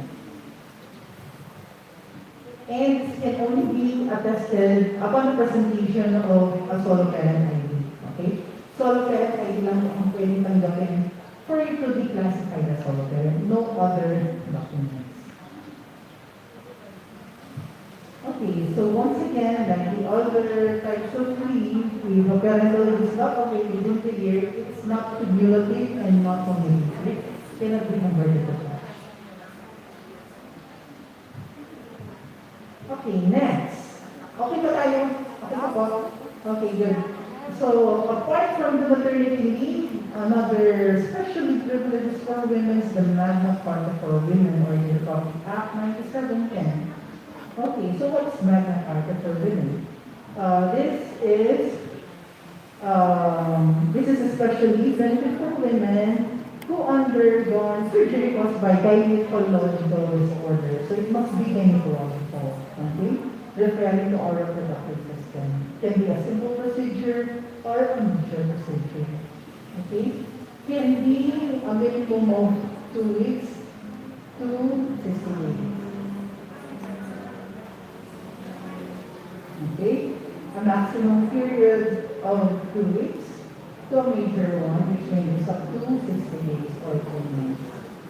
Okay, so when are we supposed to file for Magna Carta? Parang personally siya, it must be availed 5 days at least before the procedure, except for emergency calls. Okay, but emergency procedure, then you can also avail the Magna Carta. Okay, we require form 6 for this, form 1 for the medical certificate, but it should be issued by a OB-GYN. Okay? OB-GYN specialist po ang implement dito. Hindi pwedeng general practitioner. Okay, you also have to present clinical summary of the gynecological disorder for us to determine kung ilan gano'n siya katagal. Okay, you need to have this one. And then once again, clearances from school and the different office. Okay, this is on top of our usual vacation personal needs, and it should not be deducted. And cannot also be deferred. Hindi siya pwedeng reassigned to another time. Okay, ito yung question. What if nanganak si employee at the same time pinanggalan siya ng, let's say, matris? So, dalawa siya. Maternity and Magna Carta siya at the same time. Question, can you obey both 105 days and 60 days? At the same time, Ano, alam ko.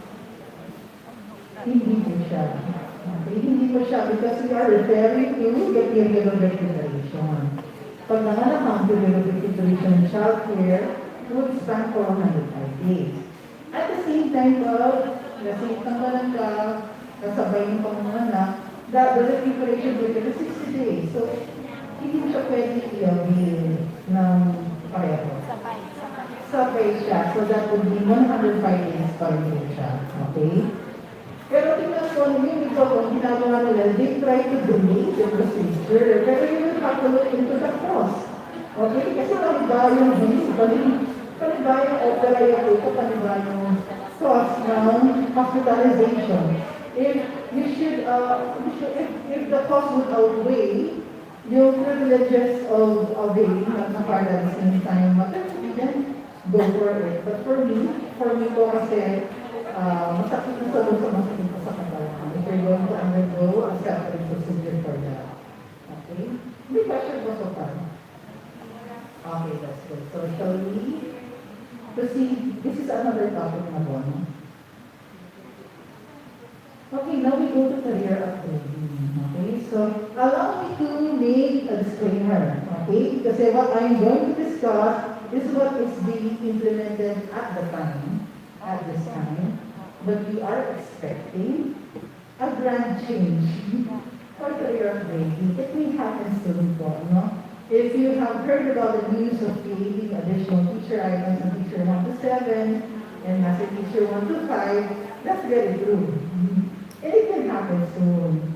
Pero right now po kasi, since we do not have yet the guidelines for that, we will be talking about what is in effect at the moment, okay? It can change.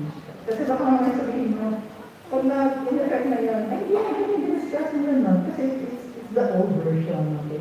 We are expecting news about that sometime in January next year. Okay? So medyo abangan po natin ng konti. I think it's a good news for all of you. Kasi they have particularly put emphasis on teaching positions more than the other positions that are there. Okay, so how do you upgrade? Okay, we have three modalities for you to be upgraded. The first one is promotion via ranking of natural vacancy.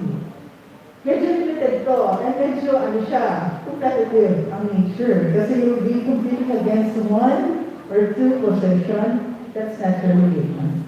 Okay? Second is the equivalent record form, or the ERF. You will be upgraded based on your educational attainment and performance rating alone. For this one, you will not be competing with others. So parang more privilege. Okay? Parang a reward for you for good work and for achieving your educational status, okay? Then the third one is the reclassification. Reclassification is applicable to particular positions only.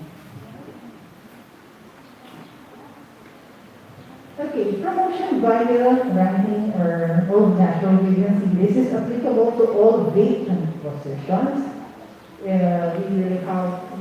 We confirmation na vacant siya, bago po natin siya i-fill upan. Okay? Ranking is required. Okay? Based on existing guidelines. So if you're contending for teacher 1 to 3, non-teaching positions and teaching related, we'll be using Decade Order number 66, series of 2007. This is pretty much available online, so if you wish to know more about this, you can just download that. And then for master teachers, we have the MEC order. This is the oldest guidance we have, okay? MEC order number 11, series of 1979. And the third one is for head teachers or school head position, principal and assistant principal. We have Decade Order number 42, series of 2007. I will not go on details, because I think you are very familiar with this. Now we go to equivalent record form.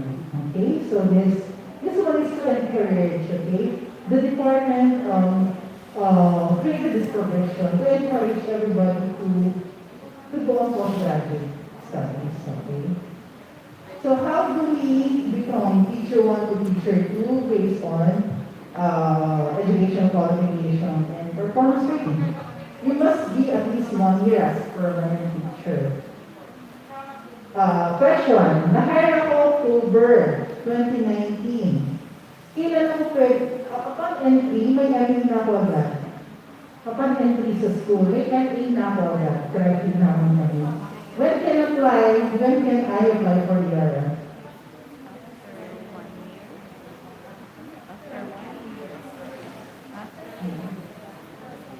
Na-hire ako October 2019. When can I apply for the ERF? October 2020? The answer is upon attaining my first IPCRF rating. So if I get my IPCRF rating by May, by June, I can apply na. Okay, that's 1 waiting period. Not necessarily 1 year of service. 1 waiting period na VS, WS pa tayo. Okay, so ito yung advantage na upon entry may credentials ka na agad. You can be upgraded, okay? For teacher 1 to 2 or teacher 1 to 3. Okay, so for 1 to be teacher 1 to teacher 2, the applicant must have at least 20 units of MA in education, okay? MA units, 20 MA units, and IPCR rating must be very satisfactory. For 1 to become teacher 1 to teacher 3, must be at least 1 year as permanent with complete Master of Arts in Education plus 6 units. Ang tawag dito, MA equivalent. Okay? That's why we need to see your curriculum during assessment. If we can, for us to determine kung makikipili ka na power dito. Okay po, MA equivalent. So this is simply CAR plus 6 units. Iba-iba po yung complete academic requirements for every universities. Okay? Yung 36, yung 32, yung 40, and sa university yun. Yung ibang ginagawa nila, once they reach CAR with their university, they enroll 6 units to other schools. Kasi parang sa university yata, they do not allow additional 6 units. Di ba? Parang ganun. I'm not sure. So that's what they do for them to become teacher 3 agad. So, if you're going to ask me, ano yung mas practical? Magtitiplo ba pa lang ba ako or titiplo na? It will be practical kung titiplo na agad. So, pag naka-units na kayo sa MA, mag-proceed muna po kayo. Kasi yung time element is very important. You will have to exert another 1 year na naman before you can apply for TP. Whereas, makukomplete mo lang in a span of 1 semester, makukomplete mo yung required units. So it's more practical if you go from T1 to T2. That's the most practical para sa akin. Dahil na ngayon, mabilis nga yung approval ng ERF. Limos na naman ang tagal-tagal. So ang sayang yung diba? Hindi siya practical. Although this year is a very unique year. Hindi naman sa General Department na hindi ma-release agad. Although it's a very unique year talaga. Na-revert yung mga funds na bigyan mo sa lahat naman lang naman natin to COVID-19 prevention. Sino po ako dito nagamit ng maska? Oh, sorry po. Pero, the regional office is trying to make measures naman to address the problem. Okay, for you to become teacher 2 to teacher 3, must have at least 1 year as teacher 2. Ito yung sinasabi ko, hindi siya practical, di ba? Gugugol ka ng 3 years for you to become teacher 3. Whereas, from T1 to T3, 1.5 year lang. Di ba? Okay, these are just samples. Okay, samples of units required for every. There are other colleges and university, but ito yung pinaka-madalas na encounter. Okay? Ito yung mga required units for PNU, and if you wish to be to avail the ERF, 39 units mostly except for intellectual disability, which is 42 units. Okay? So PAC, all MBBs would require to have 52 units MA equivalent. Okay? Ito yung isang bracket, di ba? Transfer, and then one to cross and also ibang school. Okay, for MAED, 43 units. For Asia, 43 units. Iba pa rin yung management sa English teaching. So 39 units for English teaching. RCC is 39 units. BSU is 39 for management. Okay, for MAED is 42. Okay, iba-iba po. Iba-iba kasi depende sa curriculum ng university. Kaya yung iba matalino talaga. Once they get the card, they would enroll, cross-enroll to other colleges na medyo hindi ganda dito. Of course, we welcome that. Kung halimbawa ganun ang status ninyo, you will have to present the full curriculum of both schools. Okay? Okay, what are the requirements? Siyempre, violet, kasi yun ang code namin sa region. Ang receipt is violet. Okay? The forms enclosed here can be downloaded from the website.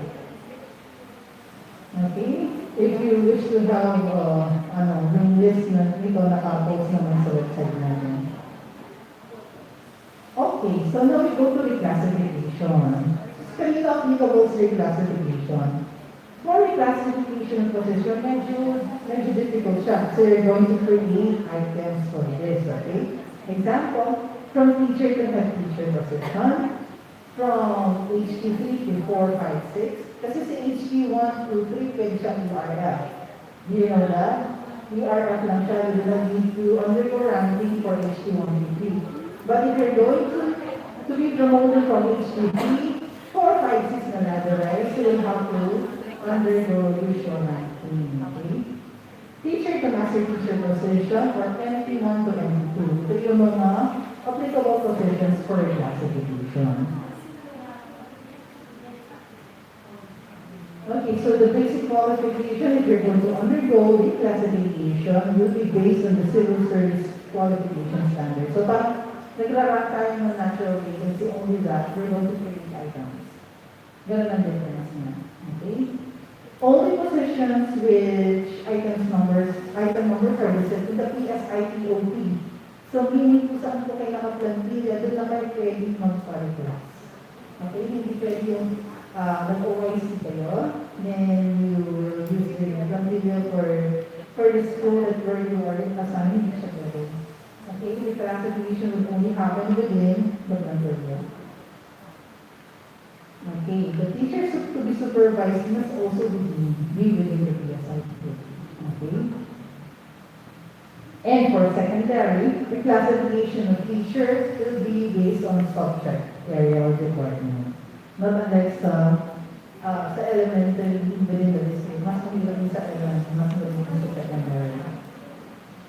Ano yung required teachers? There must be at least 6 teachers, from 60 applicants. Okay, so you'll be supervising 5 plus 1, from 60 applicants. Okay, for master teacher. For head teacher, you must be supervising 7 teachers, from 8 applicants. Okay, with full teaching loads. So how do we define full teaching loads? So kung English siya, dapat lahat hindi siya tinuturo. Na mga isa-supervising equating just to give them full load, pero siya ibang subjects na tinuturo, hindi mo siya pwede. Okay, dapat purely English. Ganun din si African. 5 plus 1 din. 5 loads plus 1 ancillary per day. Ganun ang full load natin. Okay, so the requirements, similar lang siya sa ERF, only that we are required to present the rank list. Okay, requirement po ang class program at saka yung rank. Yun ang difference ng pag-DRL. Okay. Okay, so I think that's the end of my presentation. This is also an invitation for you to always look into our website, fgnmhs.com, Kasi dahil we are doing remote work right now, we're no longer providing printed forms. Okay, so if you wish to have forms that you need for a certain personal action, you can just download it from the Nepomuceno. Then also like our FB page, it's a very active page. We post all vacancies there, all important announcements that the Division of Angeles City HR is doing for you to become updated. By next year, we'll be having a lot of surprises, so just tune in for. Okay, so I am at this point I'm welcoming some questions if you wish to ask for. Yes, madam.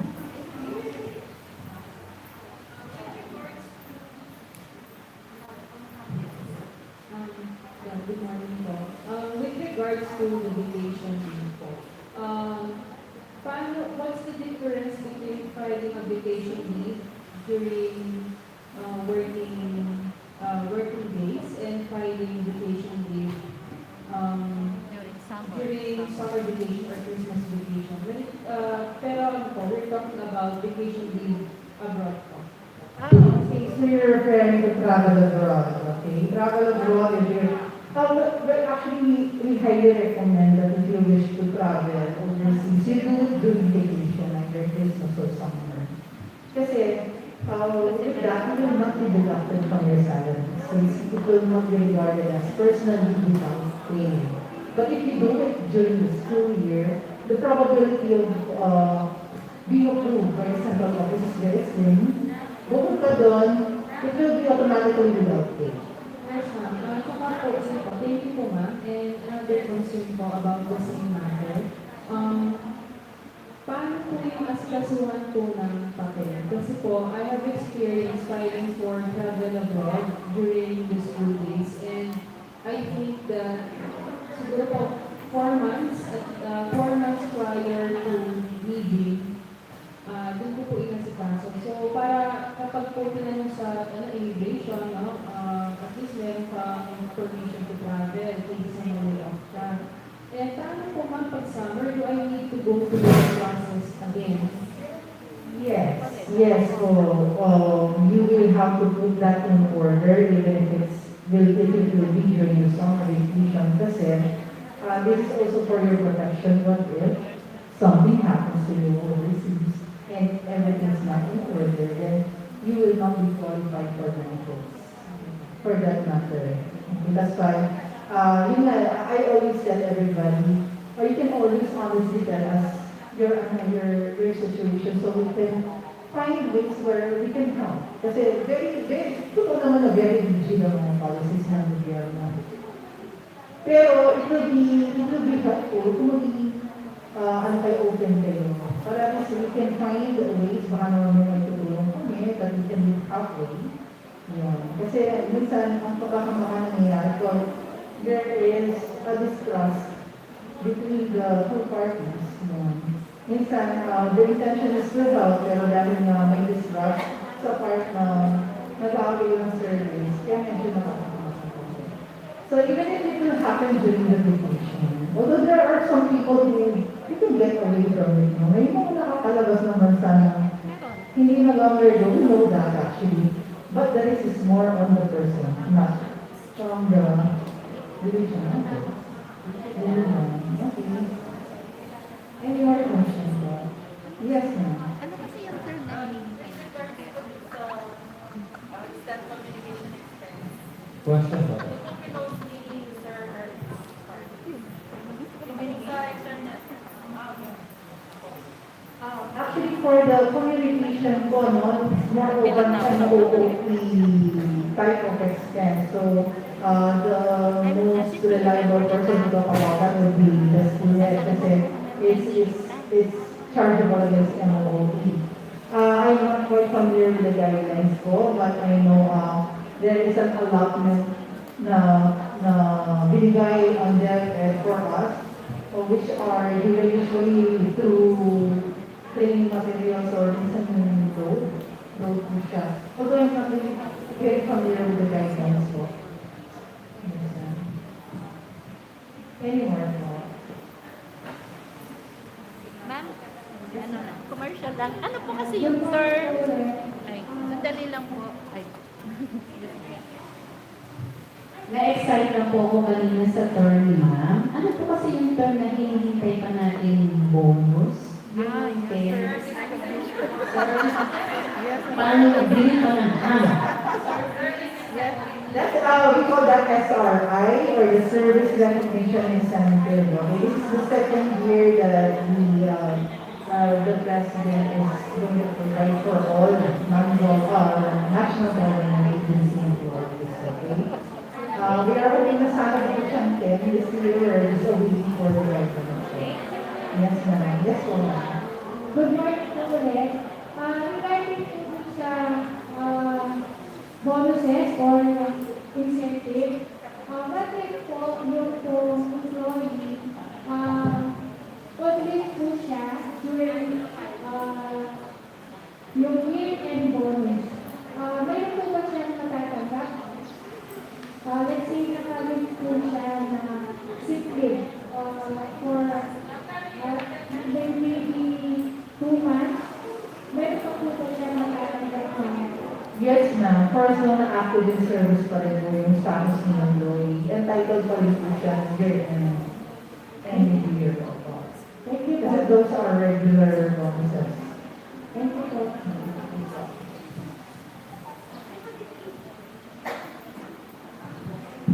Good morning po.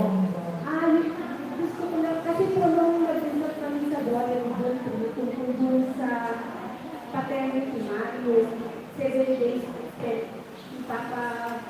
babawasan pa lang ng tayo.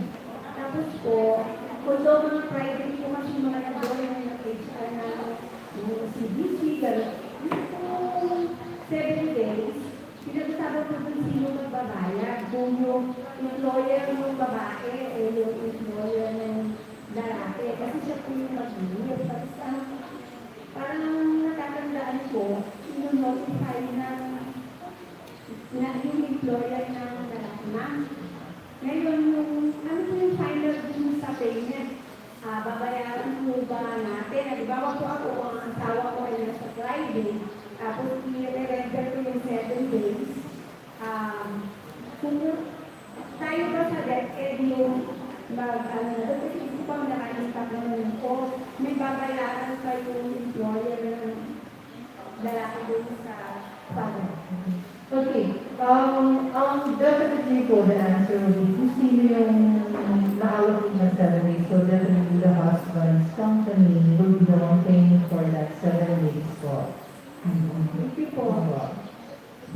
Okay, another question po ito namin. Morning po. About po dun sa ligma, dun sa gynecological procedures, ano po ba yung mga pwede available? Ano po mga procedures particularly? Like yung pong lumpectomy na, is that pwede po ba siyang mag-available? Lumpectomy. Parang yung i-remove yung hair sa breast. Yes, opo. Any procedure done sa reproductive system. May it be simple or a major procedure, yun po, ganun siya. Actually, we have an extensive list of procedure, parang 5 pages ata yung mga procedure na yun, pero just to simply put it into context, basta anything that's being done sa reproductive system. Ilang days po yun na? Minimum po ng 14 days, maximum of 60 days. Depende sa procedure. Kung halimbawa natatanggalan siya ng bukal, it depends sa diagnosis ng doctor. Kung ilan yung recuperation period. If the doctor would tell us na 30 days ang required, then we will follow the doctor's recommendation. And that is with pay po ba ma'am? With pay po, and not chargeable against service credits. Thank you ma'am. Opo. Meron pa po ah?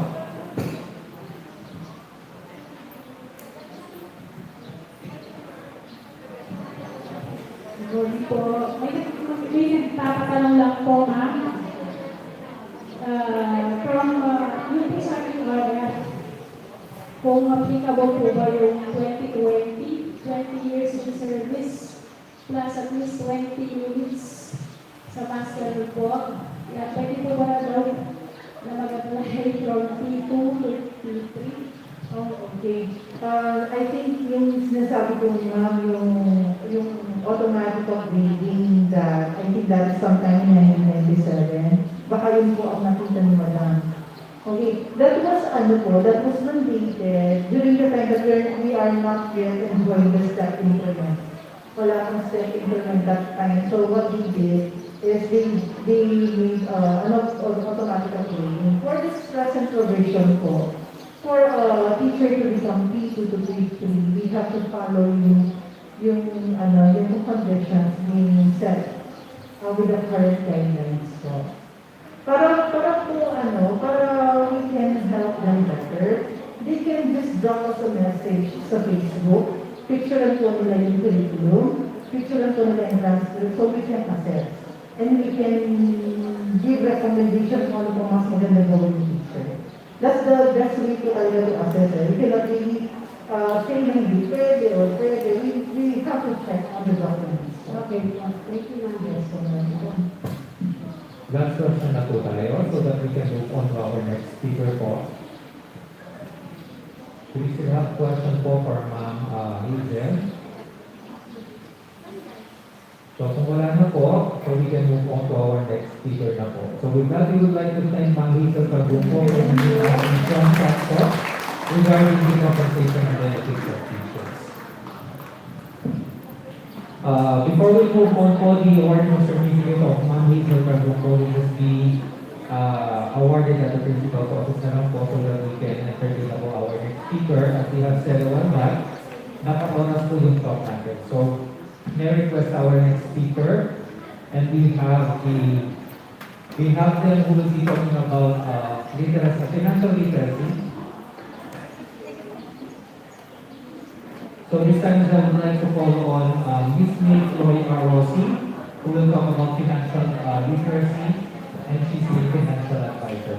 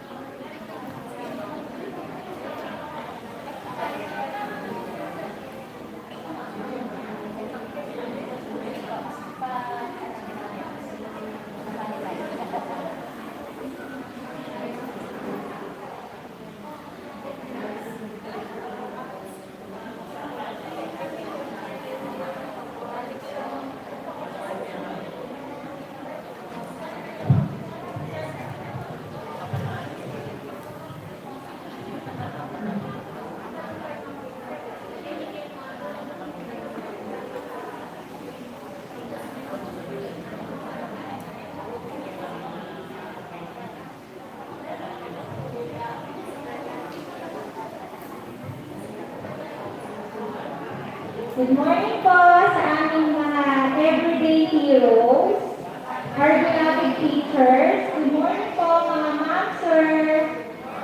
Good morning. I am very thankful to Sir Hermes sa pag-invite po sa amin today.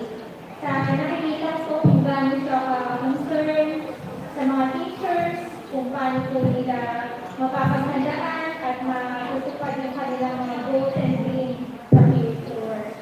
I am Hazel Rossi, from Sunlight Financial po. I am licensed financial advisor and authorized by Insurance Commission. First, introduce ko po sa inyo si Sunlight. Si Sunlight po is #1 life insurance company in the Philippines since 1895. Napagdaanan na po ni Sunlight yung World War I, World War II, Asian financial crisis at marami pang iba. Pero andito pa din hanggang ngayon, serving and protecting its clients. That's why we call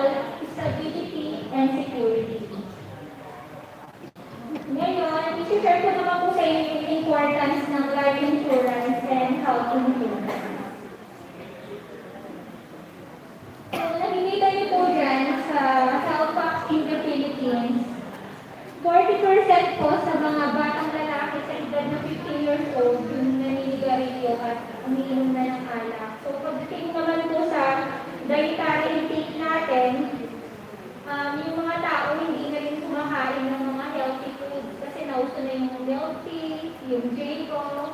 So kumbaga lang papabayaan na natin or nakakalimutan na natin kumain ng mga healthy foods. So nag-relate ito dun sa 5 main fatal illnesses. So yung fatal illnesses na yun, which is heart disease, cancer, stroke, kidney disease, at saka diabetes. So kung halimbawa daw, isang employee, for example po sa ating mga teachers, meron po tayong health coverage na binigay ng employer natin, which is 150 po yung coverage. So, kung nakikita niyo po yung cost ng treatment ng isang sakit, for example na lang po with cancer. If na-diagnose po tayo ng cancer, para daw gumaling tayo, ang gastos natin nasa mga 5.6 million para gumaling po sa sakit na yun. So, since hindi po enough yung coverage ngayon, nagkakaroon po ng out-of-the-pocket spending. So, saan po ba napupunta yung out-of-the-pocket spending? Ito po yung pagbayad natin sa hospital, pambili ng gamot sa pharmacy, yung mga dialysis, at saka po yung mga chemotherapy na yan. So, para daw po maging natin yung gap, kailangan daw po natin maging aware. Yung nga lang po, 24% lang po yung aware dun sa cause of illnesses. At ang nakakalungkot po dito, 4% lang po yung nakakaalam na pwede po itong i-cover ng health insurance. Kasi po yung 52%, umaasa na lang po sila sa pamilya nila para po dun sa healthcare nila.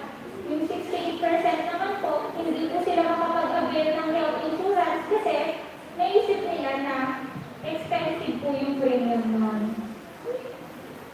So, the reality is, survival is possible, but it's costly. Totoo naman po, di ba?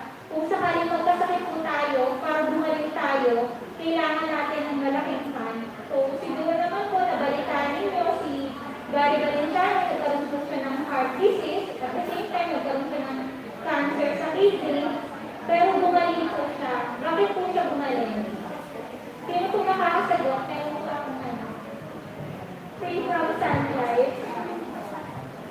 Bakit po gumaling si Sir Gary? Anyone po? Dahil po meron po siyang fund. Kaya po siya gumaling. So, titignan niyo po, chemotherapy pa lang po per session, 60,000 na.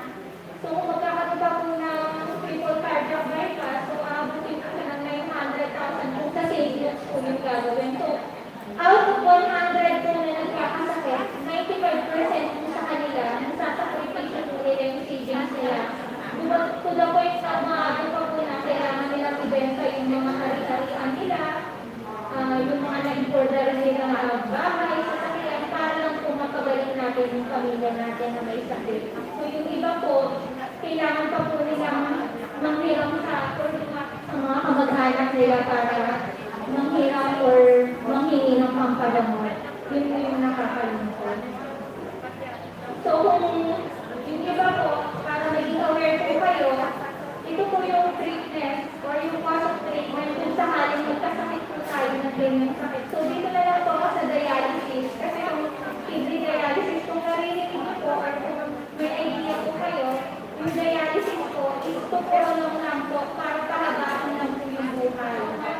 So meron po siyang cost ng 1 million. So kung meron po tayong PhilHealth, 10,000 lang daw po yung cover ng PhilHealth.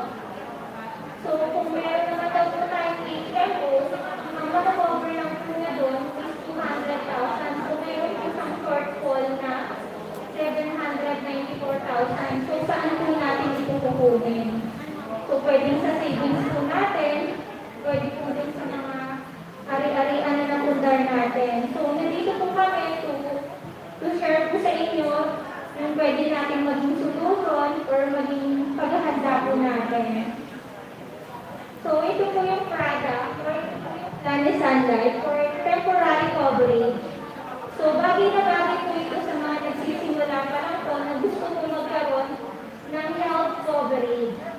Kasi yan po, kung halimbawa, sa edad niyo po na 20 years old, for 7,900 yung premium po, million. So let's say na-diagnose po kayo ng isa sa major critical illness na yan, you will receive po 1 million para gumaling. Diba? So kung hindi naman po nagkasakit at timuhan niyo po ng agad, may mag-receive po yung family nila ng 1 million. So ito po, perfect po siya sa nagsisimula pa lang na gusto magkaroon ng temporary conflict. Next, ito naman po yung comprehensive plan po namin. So kung ang tawag po dito, 360 coverage. Ibig sabihin po nun, from prevention to rehabilitation po yung coverage niya. So di ba po para hindi tayo magkasakit, kailangan po natin i-prevent po yun. So, itong plan na to, pwede po natin siyang hulugan ng 10 years, 15 years, o 20 years po. So, ito po yung in-endorse ni Theologos Plan. Di ba po kasi kahit gaano po tayo kaingat, kahit uminom po tayo ng maraming vitamins, darating po talaga yung time na magkakasakit po tayo. So, yun po yung kailangan natin pagtandaan. Okay, so ngayon naman po, kung may mga katanungan po kayo, or kung gusto niyo po magpagawa ng personalized proposal, i-propose po namin yung email address po at saka contact number. So ngayon po, i-share ko naman po sa inyo yung ka-advisor ko and unit manager. Siya naman po yung mag-share po ng importance po ng mga retirement plans. Miss Giselle Hilario.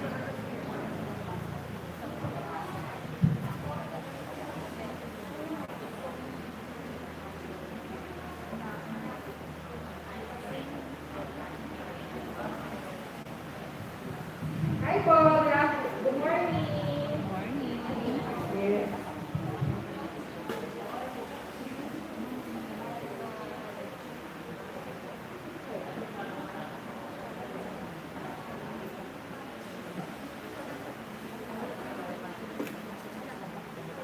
Hi po, good afternoon.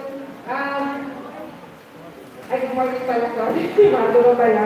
So, welcome po ulit sa financial planning. So, meron pa akong hashtag dito para kanino ka bumabangon.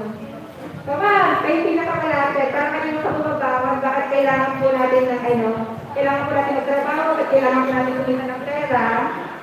Huwag kang pala naman may price ko. Para saan, ma'am? Ano ba yung big why mo? Sa mga apo na. Sa mga apo na. So, talagang mga sagot ng mga natin, ayan, may siya, may welcome to Ma'am from Sun Life. So, ayan. So, lahat naman na tinatanong natin, ang gusto nila talaga is, kaya sila bumabangon para talaga sa mga mahal nila sa buhay. Para sa anak nila, para sa asawa nila, para sa pamilya nila, para sa future nila. So, sabi nga diba, the only reason is love. So, nagmamahal tayo kaya natin ginagawa ang lahat. So, ano bang importance ng insurance? So, yan. Ito yung pinaka-importansya ng life insurance. So, may income. So, sino po nakakilala ng mga ito? Kilala niyo mga sila, groceries, food, marathon, Maynila. So, diba, halos lahat tayo, nagbabayad dito, halos lahat tayo, buwan-buwan, kinakamusta ni Judith, Judith na ng tubig, Judith na ng so, lahat tayo, nagbabayad dito. So, tayo yung breadwinner. Yan. So, may tanong po ako. Ayan, dapat daw po yung life insurance is nilalagay natin sa priority natin. Kasi, what if po? What if lang? May nangyari po sa atin. Nagpagkasakit po tayo, sino po magbabayad po ng mga bills natin kung hindi naman tayo makapagtrabaho? Diba? Wala po magbabayad ng bills natin. Kasi tayo nagbabayad dun eh. Eh, what if po, diba, ma-aksidente tayo? Sino po yung magbabayad po ng bills natin sa hospital? Diba po? At sino pa yung magbabayad ng bills natin sa bahay? So, diba, wala din po. Kasi tayo yung kumikita talaga ng pera. So, paano pa? Lalo na diba pagka nawala tayo sa mundo, paano yung mga maiiwan natin?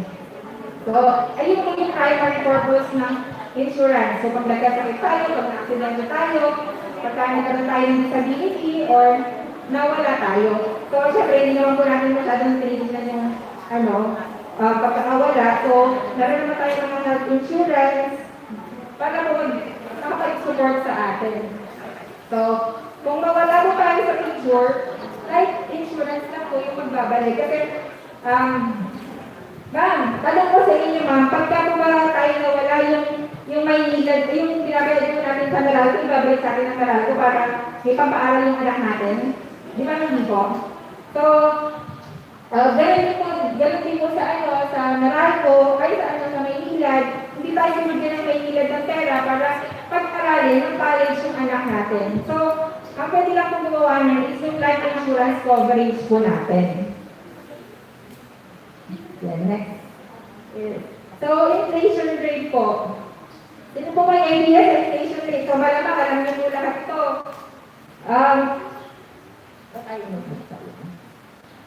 So, inflation rate. So,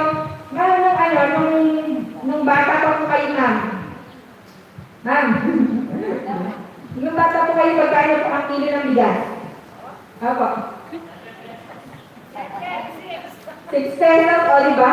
So, pinatanong nga po ko sa din, ang tinanong ko magkano yung presyo ng isang kilong bigas, sabi nila nung dati, hindi pa kami kilong-kilong, salot-salot pa daw po yung ng bigas, ang benta ng bigas, so wala pang kilo-kilo. So, ibig sabihin, mas matanda ko talaga yung natanong ko.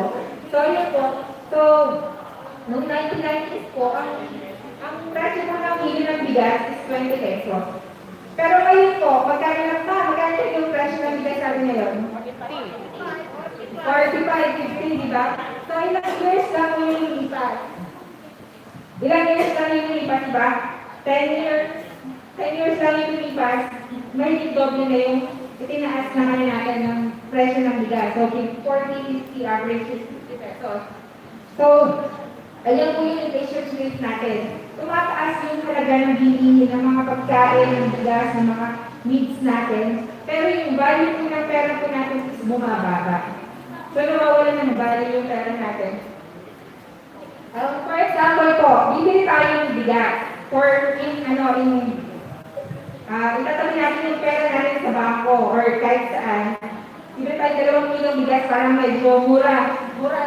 Mabilis kumpitin. Kasi medyo magaling po ako sa kat eh. So, joke lang.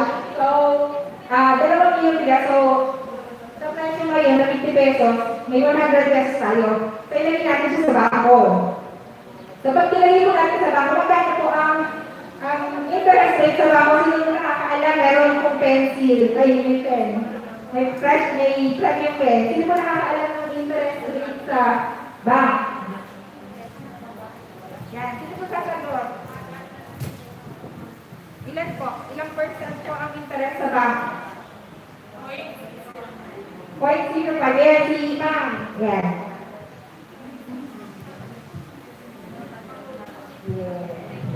So, yan. Yung ibang banko, 0.05. Yung ibang banko, 0.25. So, kung yun yung ibinibigay sa atin ng banko, magkano magiging presyo ng 100 pesos natin? So, 2.25. Yung 100 pesos natin, ang laki ng tinubo. O, tumubo siya na 0.25 cents, di ba? Ang salary ng buhay, yung 25 cents tayo in 1 year. Di ba? Pero yung 0.25 cents pa natin, natalo yung inflation rate. Natalo ba niya yun?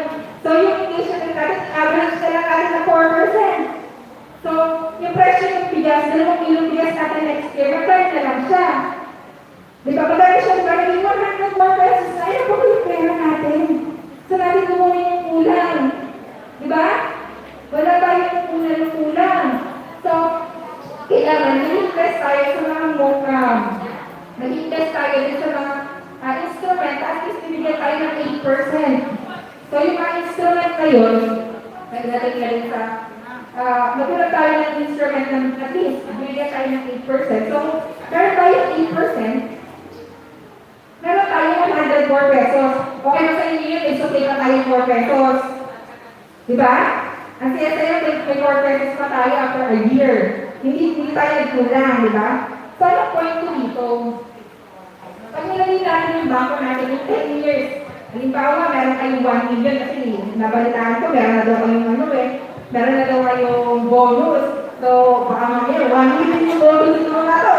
So, halimbawa, ilagay natin yung 1 million yung bonus sa bangko.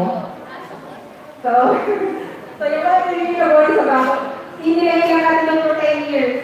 So, after 10 years, kailangan natin lang yung magiging value nun. So, halimbawa, kung yung 1 million nyo, kaya bumili ngayon ng 10 kilong, ay 10 kabang bigas. Sample lang ko 10 kabang bigas. After 10 years po, ilang kabang bigas na lang po yung mabibili po ng pera nyo kung ilalagay natin sa bangko. Kasi natatalo yung pera natin sa bangko ng inflation rate. So, yun po yung representation po niyan. So, kailangan magkina po tayo ng investment side na at least merong magbibigay sa akin na mas mataas kaysa yung inflation rate natin. Ayun po. So, well, yung inflation, ako sino po may mga gusto nito? Maraming pera. Ako gusto ko yan maraming pera. Magandang bahay, di ba? Magandang sakyan, mga lupain, farm. Diba yung mga gusto natin? Gusto natin ng mag-business. Siyempre, di ba? Sino ba kayo travel around the world? So, ano ba ang ginagawa natin? Ano ba ginagawa natin ng mga millennials natin? Ha? Lahat ko na rin may price din to. Pabol, ano yung ginagawa? Ano ginagawa ng mga natin, millennials natin ngayon? Di ba dito yung malapit lang? Ayan na. Ano yung ginagawa ng millennials natin ngayon? Ayaw na tumingin sa akin. Ano binibili ng mga millennials natin ngayon? Yan, milk tea, di ba? Mga pagkain, di ba? So, nagtag ng milk tea. Yes. Ay, wala kayo. Sige, akin na lang. So, di ba, milk tea?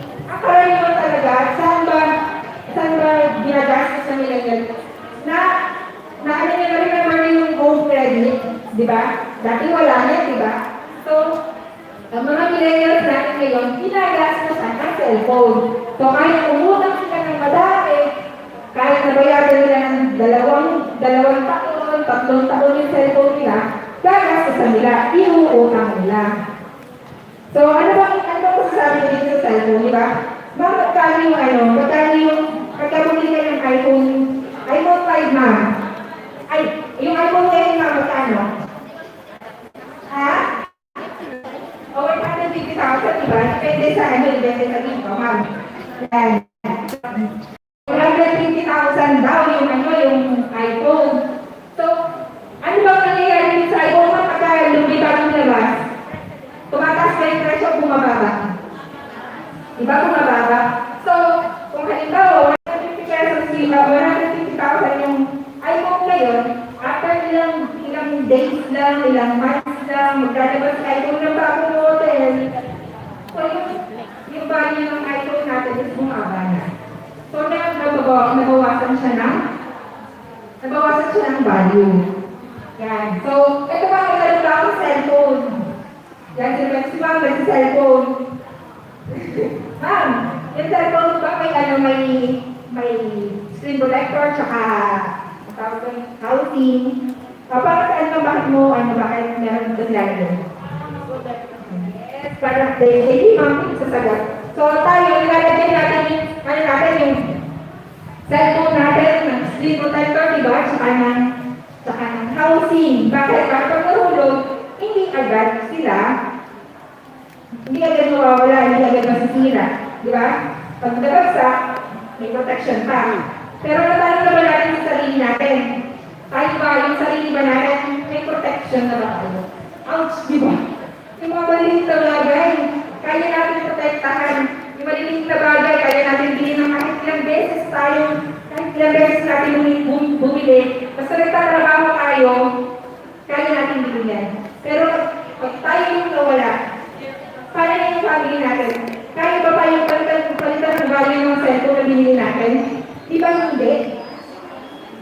Pag tayo yung nawala, magbibigay ka ng pera monthly yung cellphone natin para sa pamilya natin, iba hindi. So, mas maganda, protektahan muna natin yung sarili natin, bago natin protektahan yung mga maliliit na bagay na kaya naman natin bilhin na kahit ilang beses. Ayun, so, yan, yung mga ito pa yung mga karaniwang ginagastos sa mga tao ngayon, sapatos, damit, bag, di ba? Pagkain. So, yung health protection is na-discuss na ni Joy kanina. So, syempre, dapat health is well, dapat meron na tayong good health card, saka as much as possible, mag-invest tayo sa health insurance. Kasi yung health insurance is napakamahal ng ngayon, ng bayad pagka na hospital ngayon. So, mahulugi talaga may mga kilala ko na nagkasakit, nabenta bahay, nabenta sasakyan, para lang ma-survive. Para lang ma-survive yung breadwinner.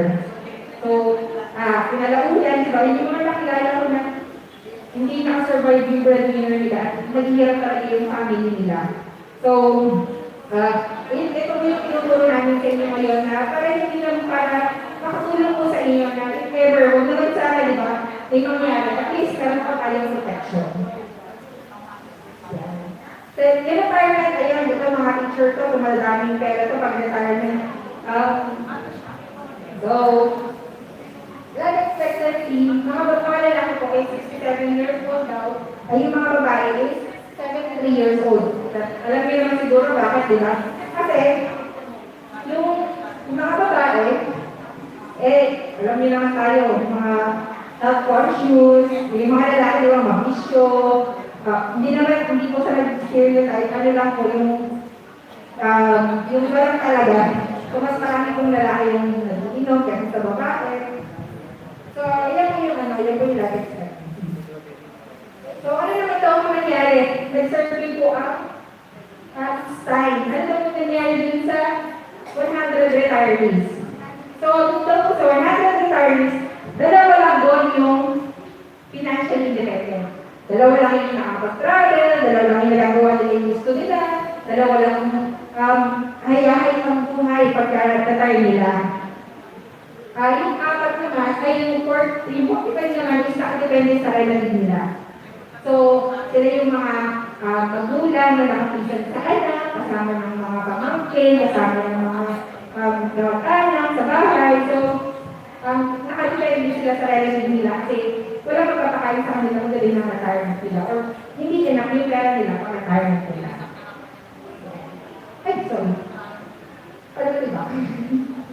Papak naman. So, yung iba naman is, nagdaan sila sa, so, ito sa mga nagdaan ni Maria sa yung mga charity works ng government.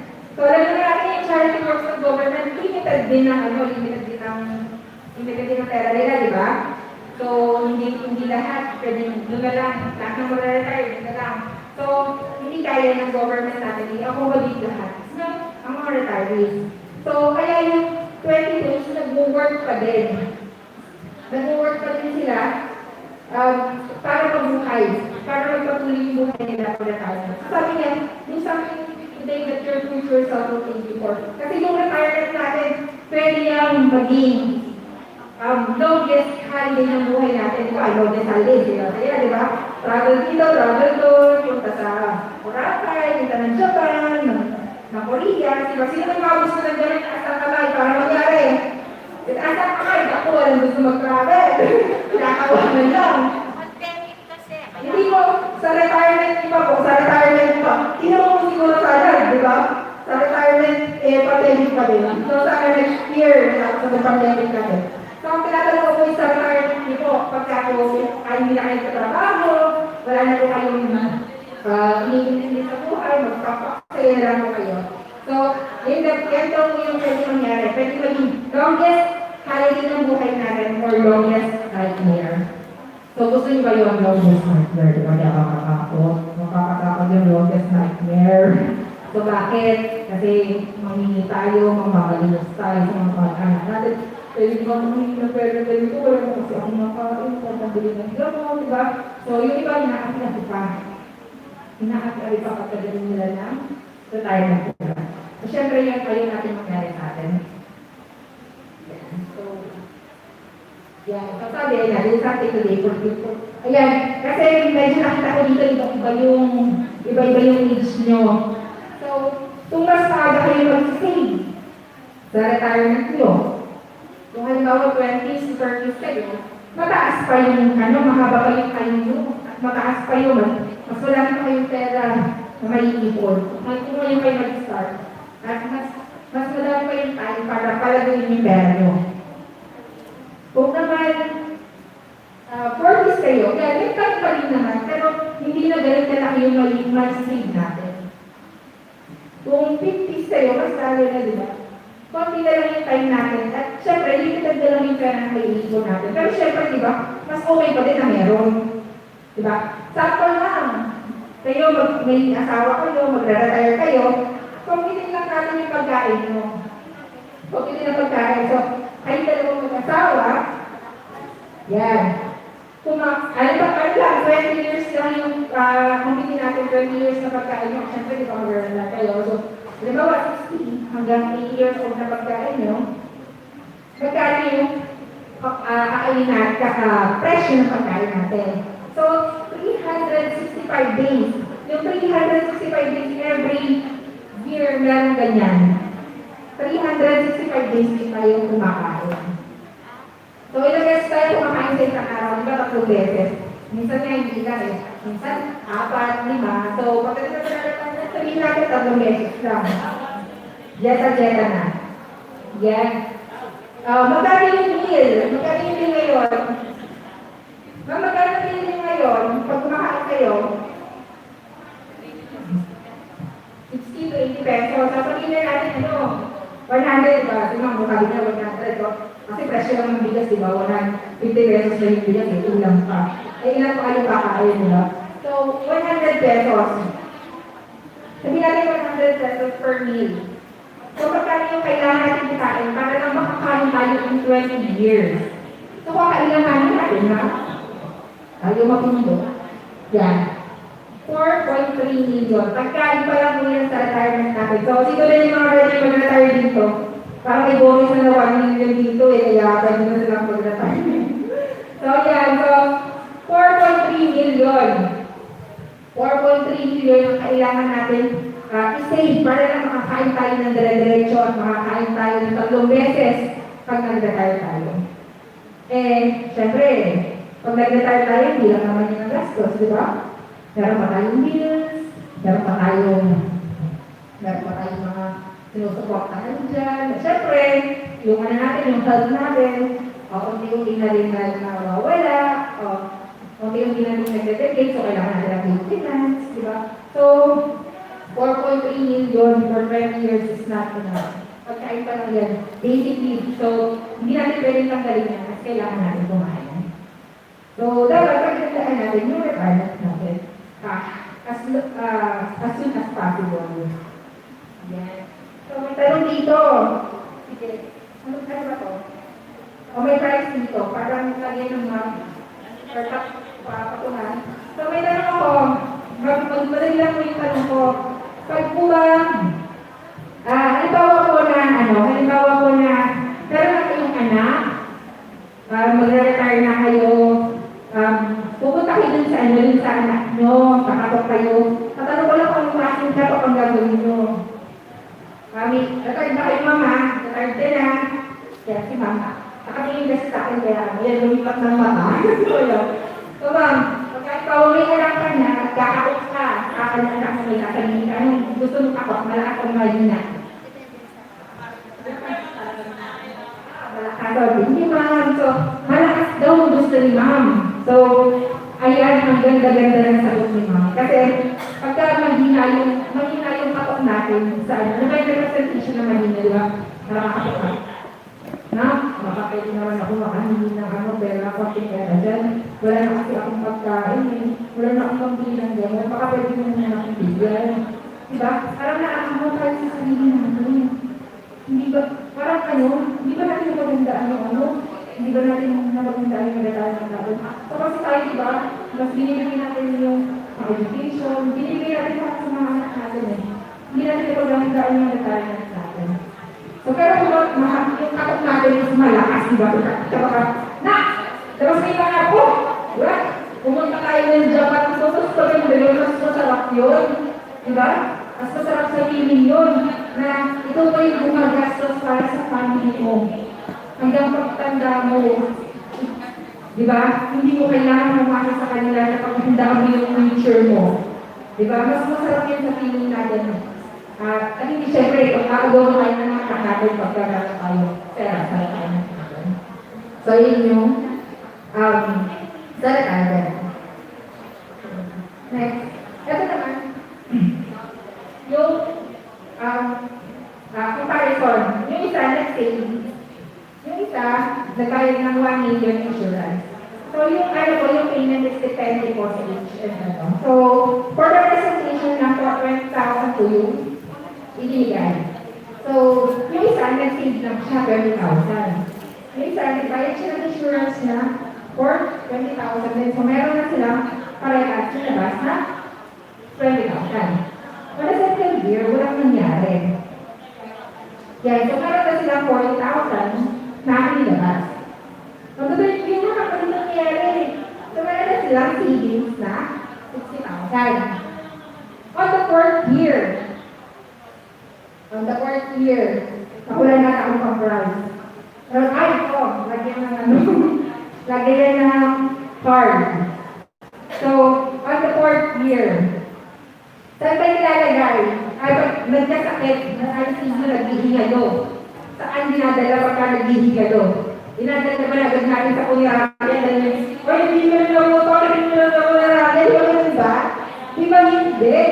Kailangan muna natin silang dalhin sa ICU. Dito mo sa ICU. Kaya, di ba, nakakadami na. Yan. So, di ba, ayan. So, di ba, pagka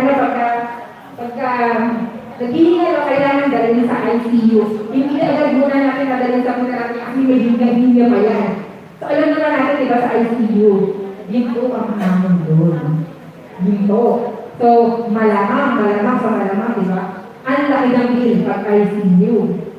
So, special treatment sa ICU. So, sabihin natin, 500,000 ang gastos sa hospital expense. Siyempre, di ba, ICU ang laki. So, nakita ng patient. So, nakita ng patient, pag hingalo na, naghingalo. So, nawala na lalo. So, binawi niya na yung hininga niya na dito. So, nawala. So, 250,000 for funeral expenses. Tanong ko po, meron 60,000 na savings si client. Saan po kumuha ng pambayad po? Saan po siya kumuha? Di ba meron siyang 750 sa kailangang bayadan para magpalipin? So, saan po siya kukuha? Di ba wala? Malamang, paglulong yan. Kung may magpautang, di ba? 750,000, hindi na yung patiling yung utang sa panahon ngayon. So, kung may bahay, may kotse, di ba? Benta. Ang masama dito, kahit na mahal yung presyo ng sasakyan, ibenta natin na mas mura. Kasi kailangan urgent. So, yun. So, kung wala na kotse, bakit di pa? Ang ibenta para pag-reduce lang yung pera na kailangan. Pero syempre, di ba, itong mga pinupunan natin, mga sasakyan, bahay, lupa, di ba, yung farm, di ba, hindi naman natin yung binili para if ever may mangyari sa atin. Ibenta nyo, ha? Okay lang na, Oy, mga anak, ibenta nyo itong mga ko, mga ari-arian ko, pagka nawala ako, basta mabigyan nyo lang ako ng magandang di ba? Kaya hindi pwede, hindi ganun, binibili, sabi ko nga, di ba, yung una kong tanong kanina, bakit para saan? Bakit kailangan natin bumangon? Diba para samahan natin sa buhay? So, iiwanan ba natin sila na walang-wala pagka tayo nawala? Diba? So, ayan. Ang malaking tanong pa dyan, diba? Saan sila kukuha ng pang-araw-araw na pagkain? Bawang sila sa utang. Diba? So, dito sa kabila, ano naman nangyari? So, instant, ito po is totoong check, galing po sa saan dahil nabigay po sa ano namin. Sa kanan po namin. So, kami ako ipukat ko yung story niya. So, ito, instant, meron siyang 1 million. Galing kay Sunlight. So, magkano po yung limited na pera niya? 490, di ba? Tama ba? 490,000. So, kung tapos, meron pa siyang investment. At yung dun sa investment niya, kung ano man yung kinita pa ng investment niya, is ibibigay pa din sa family niya. So, yun. So, kaya, dalawa yung check na ibibigay dun sa bayan. So, gastos pa yung insurance. Gastos pa lang. Depende, parang hindi naman talaga siya gastos eh. Parang protection talaga natin siya. Para if ever may mangyari sa atin, protected tayo. So, ayun. So, sabi nga, life is like a title, di ba? Hindi natin alam kung kailan tayo tutuloy ni Lord. Si Lord, di ba, kahit minsan nakatulog lang sa bahay. Pagka sinabi ni Lord, hindi ka dito, gusto ka sa tabi ko. Di ba? Kinukuha niya na agad. Nabakuha na pala. Di ba? So, hindi natin tanong talaga kung kailan tayo kakalabinin ni Lord at sabihin, hindi ka na dito sa tabi ko. So, may mga scenario na pwede mangyari sa atin. Pwede din hindi. So, aksidente, di ba? Pwede mangyari sa atin, pwede hindi. Sino may nakakaalam? Wala, di ba? Wala nakakaalam kung sino na-aksidente mamaya, sino aksidente bukas. Di ba? So, disability, wala makakalam sa atin kung sino yung mapipilay, sino yung mabubulag, sino yung mapipiming, di ba? Hindi natin mapipredict kung sino. Sakit. So, hindi rin natin mapipredict kung sakit ba yung magkakamatay natin o hindi, di ba? So, hindi natin alam talaga kung paano tayo kukunin ni Lord. So, pero naniniwala ba kayo survey? Ito talaga sinasurvey pa eh. Kailangan talaga ng post siya dito. So, lahat daw ng tao is kukunin ni Lord. Naniniwala ba kayo doon? Kailangan natin survey yun. So, di ba hindi natin kailangan i-survey yun kasi, di ba, may lifespan lang tayo mga hindi tayo immortal. So, lahat ng tao is mawawala. So, possible, lahat ng tao posible na makinawag sa life insurance. Ayan. So, yung isa, di ba, nag-save lang sa kung saan niya sinave, nagkaroon ako ng family. Yung isa, may natira pa para sa family. So, ito yung last slide ko. Life insurance is like a parachute. If you don't have it on the first time you need it, there's no second chance. So, kwento ko po sa inyo yung story ko nung kaka-avail check kanina. So, yung story kanina dun sa check is siya, breadwinner siya lalaki, yung asawa niya is buntes, kapanganak lang. Yung policy po niya is kaka-approve lang 6 days pa lang. So, on the 6 days po, na-approve ni insurance advisor yung policy niya, di ba? So, pinasawi ang policy po, yung sasakyan po niya is na total wreck. So, nawala po yung lalaki, yung breadwinner talaga. Ang naiwan po is yung asawa na hindi nagtatrabaho at may anak siya. So, sa ganang scenario po, kung walang insurance ang family, kung walang insurance yung lalaki, paano na po yung mag-ina niya, di ba? So, sa ganang scenario, kailangan yung ina na mag-iwan yung anak, ipaalagaan kung kami-kanino, para na ma-survive sila. Pero ang nangyari po dun sa story na yun, yung lalaki po is may Sun Life Insurance. So, more than 1.5 million po yung nakuha nung mag-ina.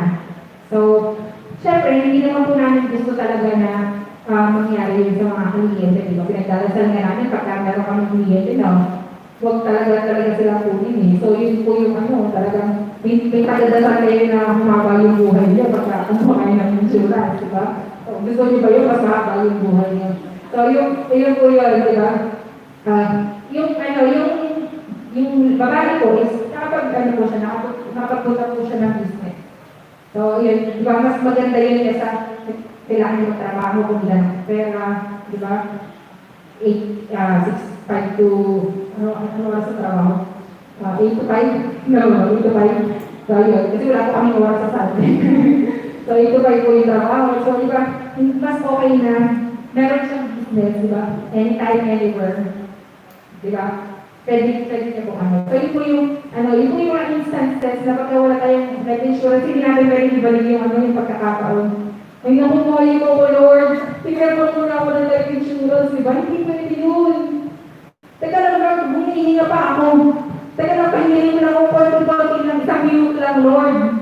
Di ba? Hindi pwede. So, hanggat kaya natin, hanggat healthy tayo, kung kaya ng life insurance. So, ayun lang po. Thank you and God bless. So, balik ko na po kay Nate Lloyd.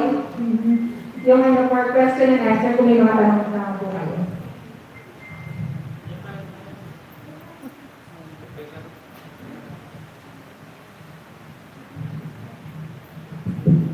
Yung mga tanong ko,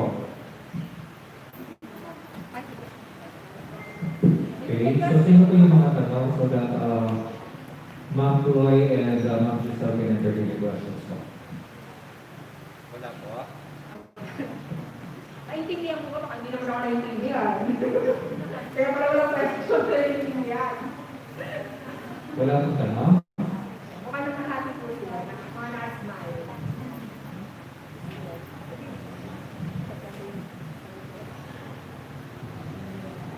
Ito po.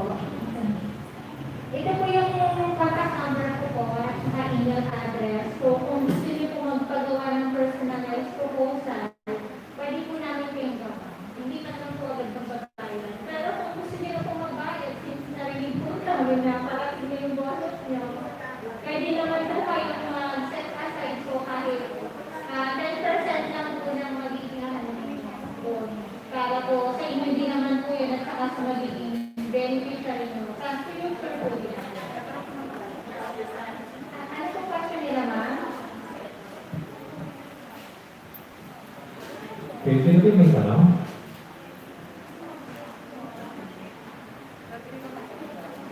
Magkano po? Magkano po? Depende po kasi sa age. Yung ano po, premium po. Siyempre po, the more na nag-age po tayo, mas nagmamahal po siya. Kaya mas ini-encourage po namin yung mga bata pa lang na, kagaya natin, bata bills. So, bata pa lang po, mag-start na kasi mura pa lang po. Mura pa po yung premium.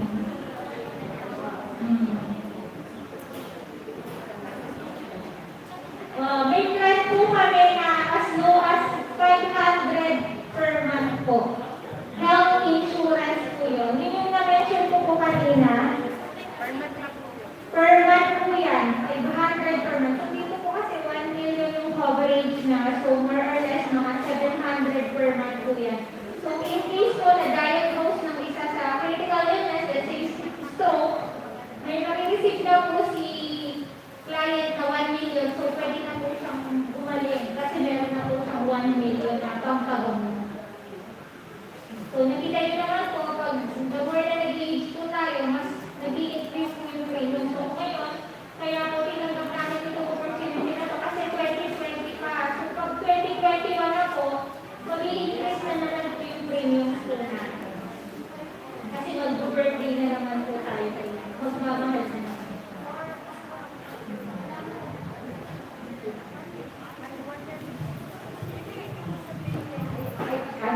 So, ano po, pwede po siya bayarin po ng quarterly, semi-annual or annual. So, meron pa tayong mobile payment na yun. Pag DUS po, pwede po natin, sa health insurance po, pwede po natin siyang bayarin mula ng quarterly.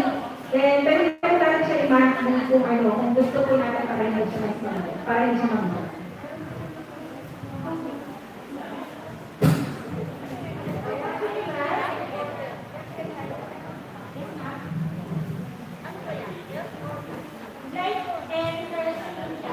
Life and health po siya.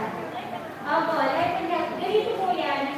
In case po na na-diagnose ng critical illness, let's say po yung example po kanina stroke, makakarisip na po kagad ng 1 million. Pero kung hindi po nagkasakit,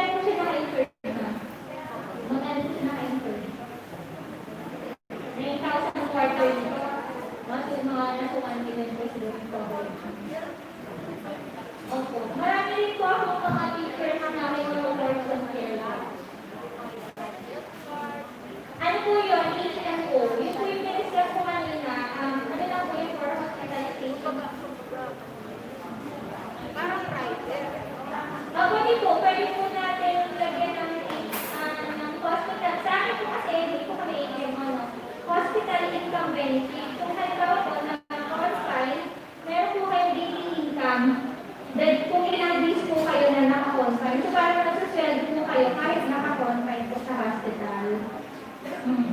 Pwede po kayong gawa ng proposal man, tapos i-send po sa inyo. Mama, thank you po naman. Ano yung po po? Yes, sir. Ikaw po.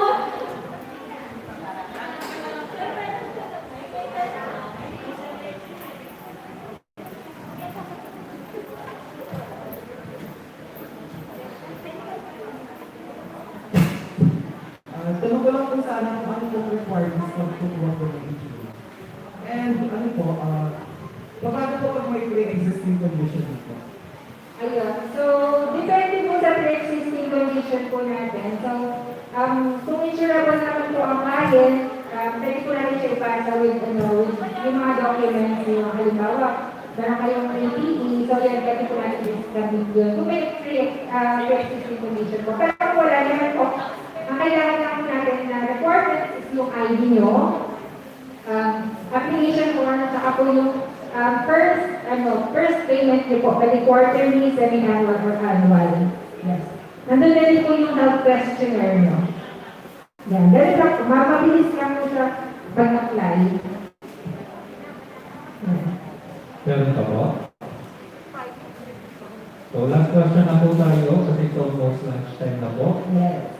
So, yan, may mga plan po kami may narinig akong performance. Ayun yung pag-sabi. So, sabi niya, meron akong 5 years. So, may mga plan po kami na 5 years, 10 years, 20 years. So, depende po kung ilang years niyo po gusto mong mag-budget. Yes po. I-add ko lang po, since ngayon nasa, na po tayo, technology world. So, easy na po yung pag-apply. Pwede na po kayo mag-apply online. Pwede niyo po kami i-chat. Isi-send po namin sa inyo yung info sheet. So, on your behalf, kami po yung mag-fill up ng application. And then, gagawa po kami ng mga documents na isi-send po sa email nyo. I-click po lang po yung link na yun. Yun na po yung start ng application nyo. Tapos, i-add nyo lang po yung signature. Lahat po ng signature nyo dun sa documents na yun. And then, yung payment po, online na din po. So, para sa kaligtasan ng lahat, para po magkaroon kayo ng insurance and protection, kahit po online, pwede na po kayo mag-apply. Then, po. Thank you po. Thank you so much sa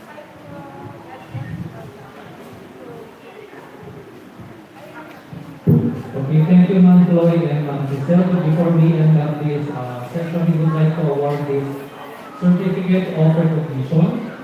So, Department of Education, Region 3 School Division of Schools Division of Manila City, Francisco Nepomuceno Memorial High School, City Center from the Manila City.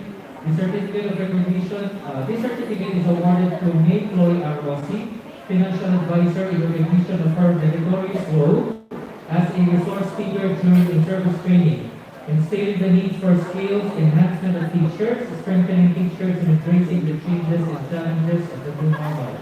Given at Francisco Nepomuceno Memorial High School, City Center, Manila City on December 14, 2020, signed Hermes T. Vargas, LTP School Principal 3, signed Maria Irene P. Tamayo, PhD, Assistant Schools Division Superintendent, Officer in charge, Office of the Schools Division Superintendent. Thank you, Ma'am Chloe.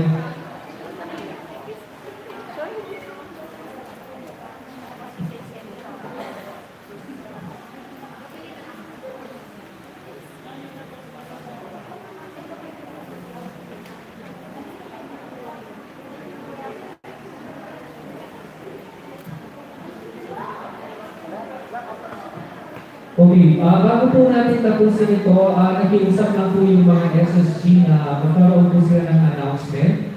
So, nais ko pong tawagin yung SSG President.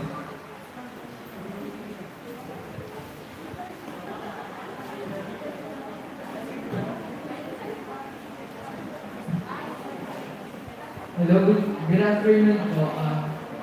Good afternoon po sa inyong mga grade 7 teachers. Ako po si Jeremiah Dibalatanes, Super Student Government President for School Year 2020-2021. At kasama ko din po ang Public Information Officer na si Mike Agbasco. At kasama rin po namin si Ma'am Divine na aming SSG advisor po. So, we are just extending our support to Division Federation Supreme Student Government. May project po ang Division Federation Supreme Student Government na donation drive. Ito pong donation drive na to ay para po sa mga nasalanta ng bagyong Ulysses at ng bagyong Rory po. So yung mga willing pong mag-donate, nandito po yung SSG para po tanggapin yung mga donation na ibibigay niyo po. Yung mga donation po na pwede po namin makuha mula sa inyo, yung in-kind po, tulad po ng mga canned goods po, ganun po. Tapos, yung mga water, yung mga mineral water po, tapos yung mga medical aids po, tulad po ng band-aids, disinfectants, lalo na po, yung pinaka-importante po sa panahon ngayon, yung hygiene packs, tulad po ng alcohol, at saka ng mga face mask po. May po na pinagbabawal ang pagtanggap po ng mga donation ng mga damit po dahil po sa panahon po natin ngayon na pandemic na po sa COVID para iwas po yun